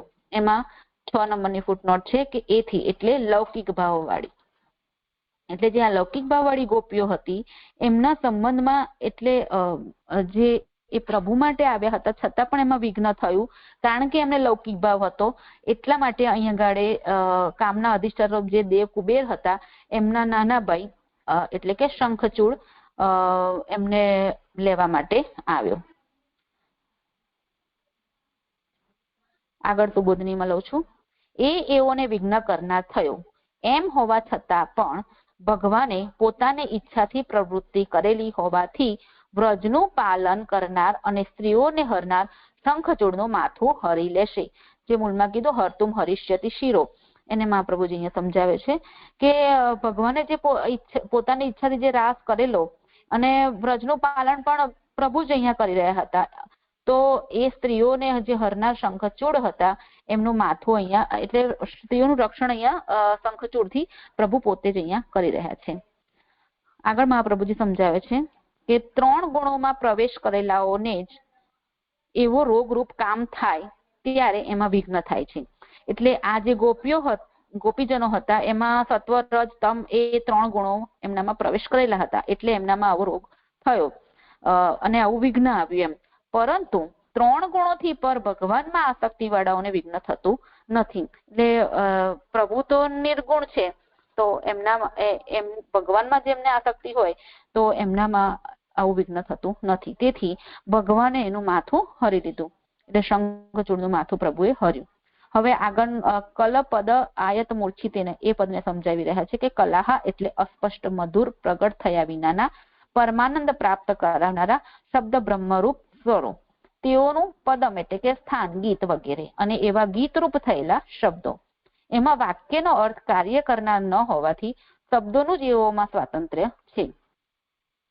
આયત મૂર્છન એટલે કે લાંબી મૂર્છના એટલે સ્વરોની મૂર્છના એ જે સંગીતમાં પ્રસિદ્ધ છે. એટલે કે લાંબી તાન લઈને જે ગાય તો એનાથી એ સાંભળનારાઓને આનંદ આવે છે. એટલે કે એ વસ્તુ સંગીતમાં પ્રસિદ્ધ છે. એની લંબાઈ સર્વના ચિત્તમાં પ્રવેશ કરવાના પ્રકારની છે.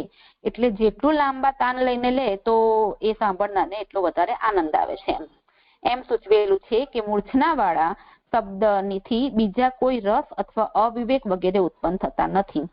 જેમ પ્રદીપ્ત અગ્નિ દાહ કરે છે તેમ સ્મરથી ગોપીઓ એવી થયા જેવી થઈ. એટલે કે જેમ સળગેલો અગ્નિ હોય તો એ કોઈ પણ બીને દજાડે, તો અહીંયા ગોપીઓને એવી રીતના કમ્પેર કરી રહ્યા છે કે ગોપી પણ સ્મરથી પીડાતી હતી તો એ પણ બળી ગયા જેવી જ થઈ ગઈ. તેથી જ સ્મર રોગ થયો. એમાં ફૂટનોટ છે આગળ તેથી જ એટલે ઘણો તાપ થતો હોવાથી, એટલે ગોપીઓને પણ અહીંયા ઘણો તાપ થયો હોવાથી એટલે એમને સ્મર રોગ થયો. આગળ મહાપ્રભુજી સમજાવી રહ્યા છે કે ભગવાન વ્રજનું જ રક્ષણ કરે છે, તેથી તે સ્ત્રીઓના પતિઓ રક્ષણ કરનાર ન હતા. એટલે વ્રજનું રક્ષણ કરવા પ્રભુ પધારેલા છે અહીંયા સાક્ષાત. તો એ ગોપીઓનું વ્રજના જે મૂળમાં કીધું છે વ્રજ વધુ નામ, એને સમજાવી રહ્યા છે મહાપ્રભુજી કે એ વ્રજ વધુઓનું રક્ષણ એમના પતિઓ ન કરતા હતા પણ ઠાકોરજી સાક્ષાત કરી રહ્યા હતા. કારણ કે વધુઓ હોવાથી એઓની ઘણી સ્ત્રીની સ્થિતિ હોવાથી એમનાથી વિઘ્ન દૂર થાય એવું ન હોવાનું સૂચવે છે. કારણ કે આ જે વ્રજ વધુઓ હતી એ અબલા હતી, એટલે એમની સ્ત્રીની સ્થિતિ હોવાથી એ પોતે તો આવી રીતના શંખચૂડનો વધ પોતે તો કરી શકે એમ સક્ષમ ન હતા. એમ આગળ લઉં છું, તે અહીંયા 8 નંબરની ફૂટનોટ છે કે એમનાથી વિઘ્ન દૂર થાય એવું ન હોવાનું સૂચવેલ છે.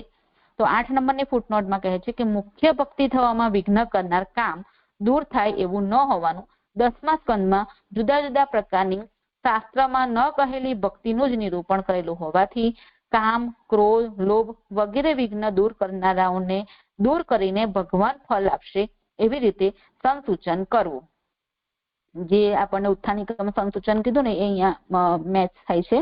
એ જ એ સ્કંદનો અર્થ છે. એટલે કે નિરોધ સ્કંદનો અર્થ જ અહીંયા એ છે. તો પછી મુખ્ય અધિકાર હોય ત્યારે તો કહેવાનું જ શું એમ પણ અહીં સૂચવેલ છે. એટલે જ્યારે આવી ગોપીજનો સ્મરવાળી હતી, લૌકિક ભાવનાવાળી હતી, તો પણ એમને પ્રભુ એમનું રક્ષણ કર્યું છે. તો પછી જેનો મુખ્ય અધિકાર હોય તો પછી એ ગોપીઓને તો સ્વરૂપ ફળનું દાન કરશે જ પ્રભુ. એમાં તો કૈમુતિક ન્યાયથી અહીંયા સમજાવી રહ્યા છે કે તો એમાં તો કોઈ પ્રશ્ન જ નથી. એમ કહેવાનું શું એમ સૂચવેલ છે. આગળ અહીંયા સુબોધનીમાં લઉં છું. તેથી જ એ ભગવાન એનું માથું હરનાર થયા. એવી રીતે મુખ્ય અધિકાર ન હોવા છતાં પણ ભગવાન પોતાના નામરૂપ ફળ આપે છે એમ ગોપિકાના સંબંધ વાળું ચરિત્ર સારી રીતે સૂચવનાર છે. એટલે અહીંયા ગોપીઓના ચરિત્રથી સંસૂચન થયું. એટલે નિરોધ લીલામાં ગોપિકાઓનું ઠાકોરજી જે રક્ષણ કર્યું છે એ વાત અહીંયા આ શ્લોકમાં આવી છે. જે આ શ્લોક સંપન્ન થયો. અને જે અહીંયા આ શ્લોક 10મ સ્કંદના 31મા અધ્યાયમાં 31મા શ્લોક સાથે એટલે જે એમાં પુરુષોત્તમ સતનું નામ પણ મહાપ્રભુજી ગીત મોહિત ગોપી શંખચૂડ વિનાશકથી લઈ રહ્યા છે ને. પ્રૌઢ લીલાના નામમાં પણ 64 અને 65મું નામ જે અહીંયા મેચ થાય છે કે બળદેવ અભિષ્ટ દાત્રે નમઃ અને શંખચૂડ ઘાતકાય નમઃ. એ બંને નામ સાથે આ શ્લોક મેચ થાય છે. જે અને આપણું આ જે આખા અધ્યાયનું નામ તો અહીંયા જે નાના અવતાર કરતા જ 101મું નામ એ તો આખા અધ્યાયના સંલગ્ન જ છે. જે મારો શ્લોક સંપન્ન થયો. દંડવત પ્રણામ. જે અહીંયા સૂચનનું નિરૂપણ છે એટલે આપણે જે ઉત્થાનિકા પ્રમાણે આપણે નિરોધ લેવાનું છે. તો જ્યાં જ્યાં બંધ આવે છે તો બંધથી આપણે નિરોધ સમજવું જોઈએ એમ પૂછું છું. એટલે 255 પેજ પર પહેલી લાઈન છે ને, એમને બંધ કરાવનારી ભક્તિ જ છે. તો આ ગોપીઓનો નિરોધ કરાવનારી ભક્તિ જ છે એવું સમજવું જોઈએ જ્યાં જ્યાં બંધ આવે છે ત્યાં, એવું પ્રશ્ન છે. હા, કરો સમાધાન. હા જી, મને એવું જ લાગે છે કે બંધનમાંથી છોડાવનારી તો ભક્તિ જ છે. તો અહીંયા જે નિરોધનું નિરૂપણ થઈ રહ્યું છે તો એવી રીતના સમજી શકાશે. મને એવું લાગે છે. એટલે તમે છોડાવવાના અર્થમાં લો છો ને. મને એવું લાગે છે નિતરામ રોધેના જે નિરોધ છે સારી રીતે ભગવાનમાં એમના ચિત્તને રોક્યા. તો અહીંયા જે બધી આપણને ગોપીના પ્રસંગ જે ખબર છે તો છોડાવનારી નહીં પણ મને લાગે છે ભગવાનમાં ચિત્ત ચોંટાડ્યું ને એ રીતે નિરોધ હશે એવું મને વિચાર આવ્યો. હા, એટલે લૌકિક છોડાવીને પ્રભુમાં જોડવા વાળી. ઓકે. અને તમે જે પહેલા પેરેગ્રાફમાં એવું કહ્યું ને કે સર્વ નિર્ણયમાં પણ ગોપીઓને આપણે કહ્યું છે, પણ બંધ શબ્દનો તમે ક્યાં કહી રહ્યા છો? મને આમ બતાવો ને ગુજરાતી. પેજ 255 પર જે પહેલી લાઈન છે ને, કે એમને બંધ કરાવનારી ભક્તિ જ છે, તેથી જ આ ચંદ્ર કયો ને બધું. લૌકિક વૈદિક ક્રિયાઓને બંધ કરાવનારી એ અર્થમાં છે. એ નિરોધ સાથે એને કોઈ લેવા દેવા નથી. પણ એટલે આ સૂચનનું જે શબ્દ આપણે કનેક્ટ કરીએ છીએ ને, તો નિરોધ લીલા સાથે હતું, જે ઓલા 25મા શ્લોક પછી. તો એ રીતે મેં આમ વિચાર્યું કે અહીંયા એમને બંધ કરાવનારી ભક્તિ જ છે, એટલે ગોપીઓનો નિરોધ જે કરાવે છે એ અહીંયા આ લીલાથી સમજાય છે, એટલે મેં બંધથી નિરોધ વિચાર કર્યો. તો એ નથી બરાબર? ના ના, એવું તો પછી અહીંયા કેવી રીતે લેવું જોઈએ? હા, એ તો કરશે. અર્પિતાબેન કરો. અહીંયા તો રાસથી જે પ્રભુએ ગોપીઓનો ઉદ્ધાર કર્યો છે ને, તો એટલે નિરોધ કર્યો છે પ્રભુએ, એ રીતના જ મને સમજણ પડે છે. જે પ્રથમ પંક્તિમાં કરેલું છે ને, ભગવાન સ્વરૂપનું ફલ પ્રાપ્ત કરાવવા, આ સારી રીતે સૂચન કરે છે. કેમ કે અનિષ્ટનો પણ નાશ કરી રહ્યા છે. એ ફલ સૂચવનારું છે. ધનસૂચનનો મતલબ ફલ પ્રાપ્તિનું સૂચન. ફલ છે, નિરોધ છે.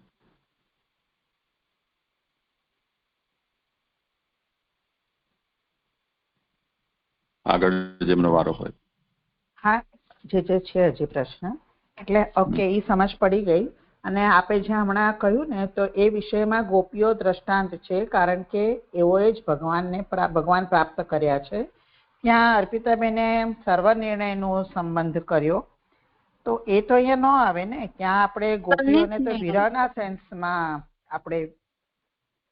સેન્સમાં આપણે ગોપીઓને ગુરુ કહી છે, તો એ વિષય અહીંયા જોડાય. ફરીથી જરા કરો. કયા પાંચસો પર? સંન્યાસ નિર્ણય ગ્રંથમાં જે કૌંડિન્ય ગોપિકા પ્રોક્તા, એટલે મેં ખાલી ગોપિકાના ઉદાહરણો એમાં ત્યાં આપેલું છે. એટલે આમ કીર્તનમાં પણ ગોપી પ્રેમ કી ધ્વજા આવે છે, એટલે મેં એવું લીધું છે. ખોટું હોય તો જે હા, એટલે પ્રશ્ન એમ છે કે અહીંયા એમણે આ સંન્યાસ નિર્ણયનો ઉલ્લેખ કર્યો ને, તો એ વિષયમાં ગોપીઓ દ્રષ્ટાંત છે, એમાં એમને સંન્યાસ નિર્ણયનો ઉલ્લેખ કર્યો. તો મારો પ્રશ્ન એમ છે કે ત્યાં તો આપણે વિરહના રીતમાં ગોપીઓને ગુરુ કહ્યા છે, અહીંયા એ વિષય ન લાગે, જોડાય નહીં એમનો સંબંધ. એ બરાબર છે આ વાત? એટલે આ શરૂઆતમાં જે એ વિષયમાં ગોપીઓ દ્રષ્ટાંત છે, કારણ કે એઓએ જ ભગવાન પ્રાપ્ત કરેલા છે, હા, એ સંદર્ભમાં જ કહી રહ્યા છો ને? હા, તો એમાં તો કઈ વાંધો નથી. જોડવું હોય તો જોડી તો શકાય. ઓકે, હા, ભલે. પ્રણામ જોજો. અહીંયા જે શંખચૂડ ને અહીંયા એવું લખ્યું છે કે ભગવાનના સંબંધમાં વિઘ્ન કરનાર કામના અધિષ્ઠાતા રૂપ દેવ અને ધનના અધિષ્ઠાતા દેવ કુબેરનો ભાઈ થાય. તો શંખચૂડ છે એ કુબેરના ભાઈ હશે, પણ આપણે કામના અધિષ્ઠાતા દેવ તો કામદેવ છે, તો એને અહીંયા શંખચૂડ ને કેવી રીતે? મને બહુ ધ્યાન ના આવ્યું. એ લૌકિક કામ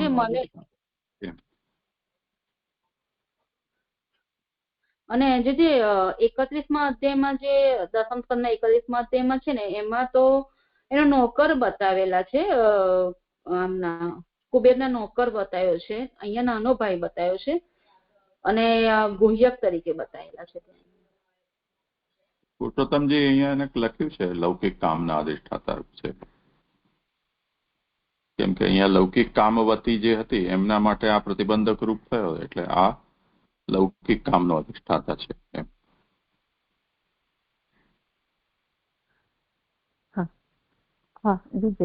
અને અહીંયા જે છેલ્લી લાઈનમાં કહ્યું ને કે એવી રીતે મુખ્ય અધિકાર ન હોવા છતાં પણ ભગવાન પોતાના નામ રૂપ ફલ આપે છે, તો નામ રૂપ ફલ એટલે એ કેવી રીતે સમજવાનું? એ નામ ક્યાંથી આવી ગયું છે મને નથી ખબર. મૂળમાં તો કહ્યું સ્વલક્ષણમ એટલે પોતાના રૂપ ફલ આપે છે. નામ શબ્દ આમાં ક્યાંય છે નહીં.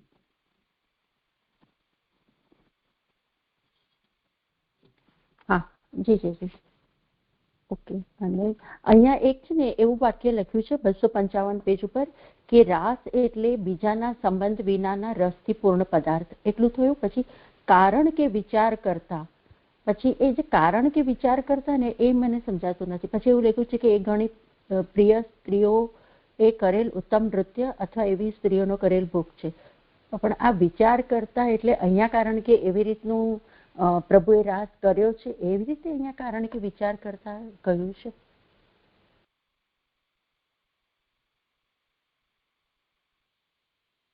જે અહીંયા છે ને મને એવું લાગે છે આમ શું કે વાક્ય રચના બરાબર નથી લાગતી. જે એટલે કંઈક અધૂરું હોય કે કંઈક ખૂટતું હોય ને એવું જ જે મને લાગે છે. એટલે સમજાતું નથી બરાબર.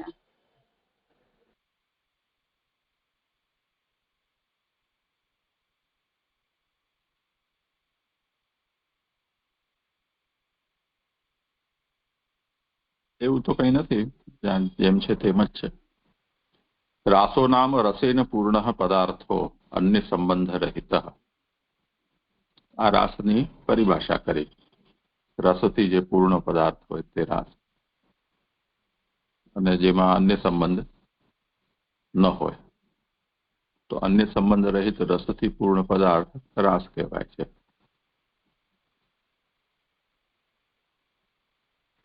આ એની શબ્દ વ્યુત્પત્તિ છે. અને ભગવાને જે લીલામાં જે કર્યું છે એ નૃત્યાત્મક અને ગાનાત્મક રાસ છે. એ બીજામાં સમજાયું છે. એટલે સહી વિચારી માણે રાસ શબ્દની વ્યુત્પત્તિનો અને ભગવાને જે લીલા કરી છે જેને નામ રાસ અપાયું છે એનો વિચાર કરતા અનેક પ્રિય જે સ્ત્રીઓ છે એમના દ્વારા કરવામાં આવતો નૃત્ય વિશેષ અને એ સ્ત્રીઓ સાથે ભગવાનનો ભોગ એ રાસ. હા એટલે આ પ્રસંગને કારણે કારણ કે વિચાર કરતા. હા થયું. હા જી જી પ્રણામ જી. હા જી પ્રણામ. આજે ઉપરની 255 પર છે ને બીજી લીટી, તેથી જ નિશા પર ચંદ્ર કહ્યો. આ ચંદ્ર ભગવાનના મનના પ્રકારનો હોવાથી તેના કિરણો ભક્તિના પ્રકારો એમની અમુક ઈચ્છાઓ રૂપ છે. એ કિરણોથી સફેદ રંગાયેલું સર્વનું કાર્ય એટલે કે બંધ કરવાનું છે, જે આ નથી સમજાતું. અને એવું જ કાર્ય બંધ થવું ભગવાનની ક્રીડાનું પ્રયોજન છે. ત્યાં સુધી નથી ખ્યાલ આવતો. છે પ્રણામ. હા શું છે જુઓ વિશે.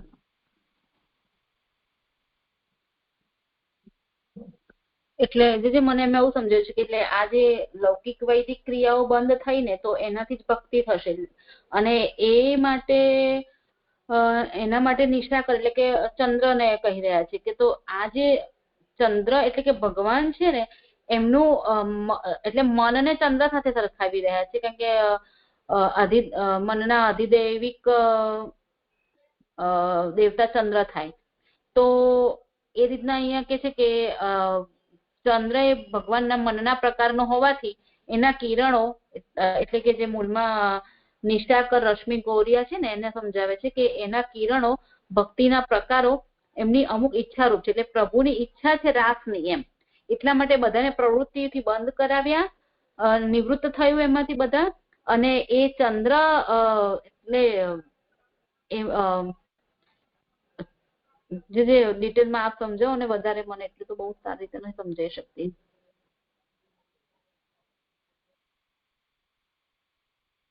થયું સમાધાન? ના જયજી.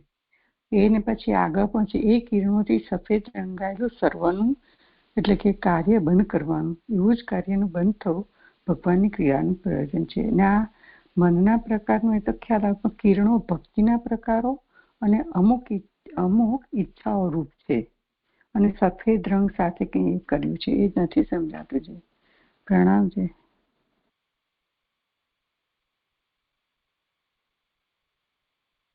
નિશાકર રશ્મિ ગૌર્યામ. નિશાકરને અહીંયા ચંદ્ર કયો છે. એની રશ્મિ, રશ્મિ શું ચંદ્રની? તો ભક્તિ. એ અહીંયા મન રૂપ છે એટલે ભક્તિની વૃત્તિ.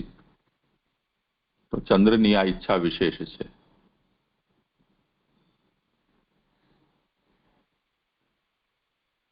એનાથી બધાની નિવૃત્તિ થઈ, જે આના પહેલા સૂચિત કર્યું તે. લૌકિક વૈદિક બધી જ ક્રિયાઓ નિશાકરની મનોવૃત્તિથી, એટલે ભક્તિ પ્રકારક જે મનોવૃત્તિ છે, ઈચ્છા વિશેષ, એનાથી લૌકિક વૈદિક બધાની નિવૃત્તિ થઈ ગઈ અને ભક્તિરૂપ વૃત્તિથી ભગવાન સાથે રમણની ઈચ્છા ઉદ્બુદ્ધ થઈ, એવું કહેવા માંગે છે. હાજી, સુંદર થયું મને. અને પછી છે વચ્ચે આવે છે કે આથી 5મી ફૂટનોટ છે, આથી એ ગોપીઓને મુખ્ય અધિકાર ન હોવાનું કહ્યું, એ સમજાયું. કારણ કે ભગવાનના સંબંધના કામનો ભગવાનના ધર્મમાં પ્રવેશ થતો નથી. જે આ વાક્ય નથી સમજાતો. ભગવાનના સંબંધના કામનો, તો ભગવાન સંબંધી કામ હોય તો ભગવાનના ધર્મમાં પ્રવેશ થતો નથી. એ એટલે શું કહેવા માંગે છે, એ નથી સમજાયું. પ્રણામજી. કરો સવાલ.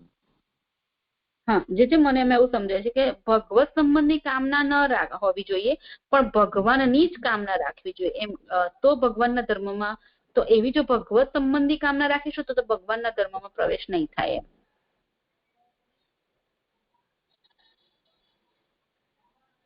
બરાબર છે. એમાં કોઈ એક્ઝામ્પલ આપો ને તો ખબર પડે. કોઈ એક્ઝામ્પલ થી કયો ને. હા, ભગવત સંબંધી કામના તો સારી જ છે ને.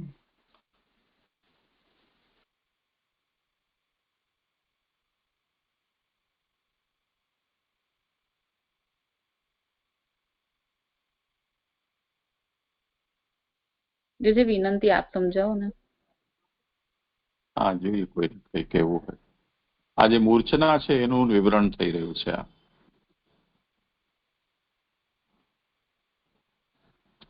એટલે ભગવાન અહીંયા કેવલ શૃંગાર રસાભિનિવિષ્ટ થયા અને ભીતરથી રસપૂર્ણ થયા. એ રસનો પ્રાકટ્ય કરવા માટે ભગવાને કલ્પદાયત મૂર્છનામ કૃતવાન, ભગવાને આ પ્રકારની મૂર્છના કરી. સાહી મૂર્છના અન્યેષામ હૃદય રસાર્થમ વિવરમ કરોતિ.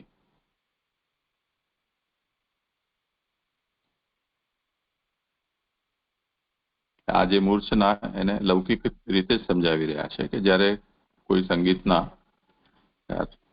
પ્રોગ્રામમાં કોઈ હોય અને શ્રવણ કરતો હોય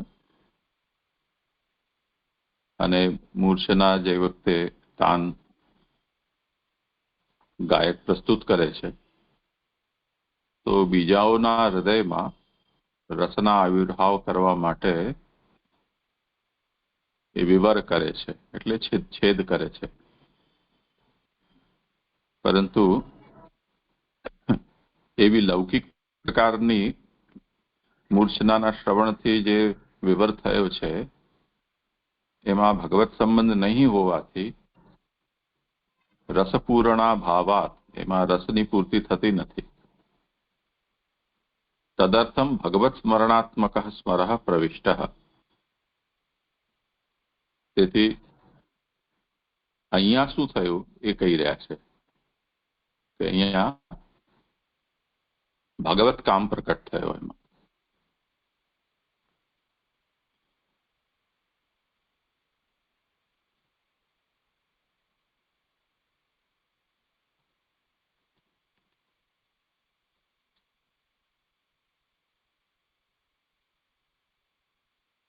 થઈ ગયું સમાધાન.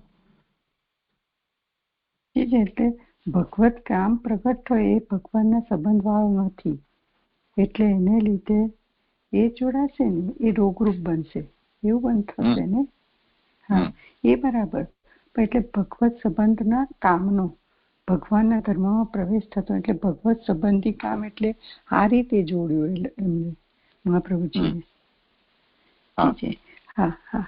અને પછી આ નીચે આવે છે, નીચેથી 11મી લીટી, એમ હોવા છતાં પણ ભગવાને પોતાની ઈચ્છાથી પ્રવૃત્તિ કરેલી હોવાથી, એટલે ભગવાન પોતાની ઈચ્છાથી પ્રવૃત્તિ, વ્રજનું પાલન કરનાર, એટલે ભગવાન વ્રજનું પાલન કરનાર છે અને સ્ત્રીઓને હરનાર. એટલે અને કેમ જોડ્યું? અને સ્ત્રીઓને હરનાર શંખચૂડનું માથું હરી લેશે. અને કેમ જોડ્યું? વ્રજનું પાલન કરનાર અને સ્ત્રીઓને હરનાર. હાજી હાજી, ના મને ખ્યાલ આવી ગયો, મને માફ કરજો. હા, અને સ્ત્રીઓને, હા એ ખ્યાલ આવી ગયો, ખબર પડી ગઈ મને. હા, અને અહીંયા એક આ છે છેલ્લું, મને એમાં વાક્યનો અર્થ કાર્ય કરનાર ન હોવાથી શબ્દોનું જ એવોમાં સ્વાતંત્ર્ય છે. નીચેથી 5મી લીટી છે. એમાં વાક્યનો અર્થ કરનાર ન હોવાથી શબ્દોનું જ એવોમાં સ્વાતંત્ર્ય છે. આ લાંબી મોચના છે ને. સંગીતના કાર્યક્રમમાં તમે લોકો સાંભળતા હો તો વાક્ય ગાવાના જગ્યાએ એ લોકો સ્વર અને શબ્દો જ ગાતા હોય છે. તો એ પ્રકારનો જે ગાયન શૈલી છે, સુગમ સંગીત ને ગઝલ છે કે એ પ્રકાર ભજન વગેરે છે, એમાં ભાવ અને વાક્યનું પ્રાધાન્ય હોય છે. અને આ જે વિલંબિત પ્રકારની શૈલી છે એમાં વાક્યનું પ્રાધાન્ય નથી હોતું, પરંતુ સ્વર અને પદોનું સામાન્ય પ્રાધાન્ય છે. એ કહી રહ્યા છે.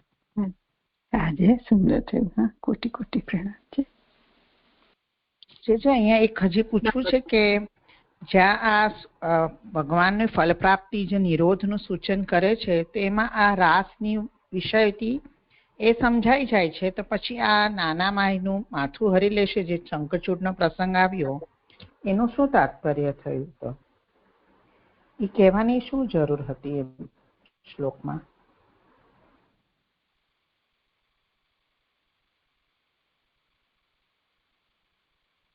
હા, અર્પિતાબેન. હા જીજી, એટલે આ જે ગોપીજનો હતા ને એ લૌકિક ભાવના વાળા હતા, અને આ જે રાસલીલા થઈ છે ને એ જે 31મા અધ્યાય પ્રમાણે જે એમાં બલદેવજી સાથે રાસલીલા જે કરી છે ને એનું મને થોડુંક ખ્યાલ આવ્યો. એટલે એ રીતના એમાં જોડાયેલું છે વાત. એટલે શંખચૂડ નો ત્યારે એટલા માટે ત્યાં શંખચૂડ વધનો પણ એ છે ઉલ્લેખ. હા, એ પ્રસંગથી બરાબર. પ્રણામ છે. દંડવત પ્રણામ છે. મારા શ્લોક સંપન્ન થયો. સરદા પ્રણામ. અહીં આ રાસનો કેમ ઉલ્લેખ કર્યો આટલો બધો વિસ્તારથી? એ જે નિષ્કામ ભક્તોનું સર્વ વિષયાન સંત જે પાદૈક મૂલ કરીને જે રાસ થયો છે એ રાસ આ નથી. તો આ રાસનું આટલું બધું વર્ણન કેમ કર્યું સરદા? પ્રણામ સરદા. એ જ આશંકા માટે ભગવત કામ હતો તો પણ વિઘ્ન કેમ થયું એને લઈને આ નિરૂપણ કરે છે. જી, એનું નિરૂપણ નહીં કરે. જે સર્વ વિષય સંત જે વાળાનું એ રાસનું નિરૂપણ નહીં આવે ને. હા, એટલે એ પ્રમેય રૂપ હતી લીલા, એટલે ત્યાં આ પ્રકારના કોઈ વિઘ્નનો પ્રસંગ નથી. પ્રમાણ રૂપ હોવાને કારણે વિઘ્ન થાય છે. જી જી જી. હા, પ્રણામ છે દાદા.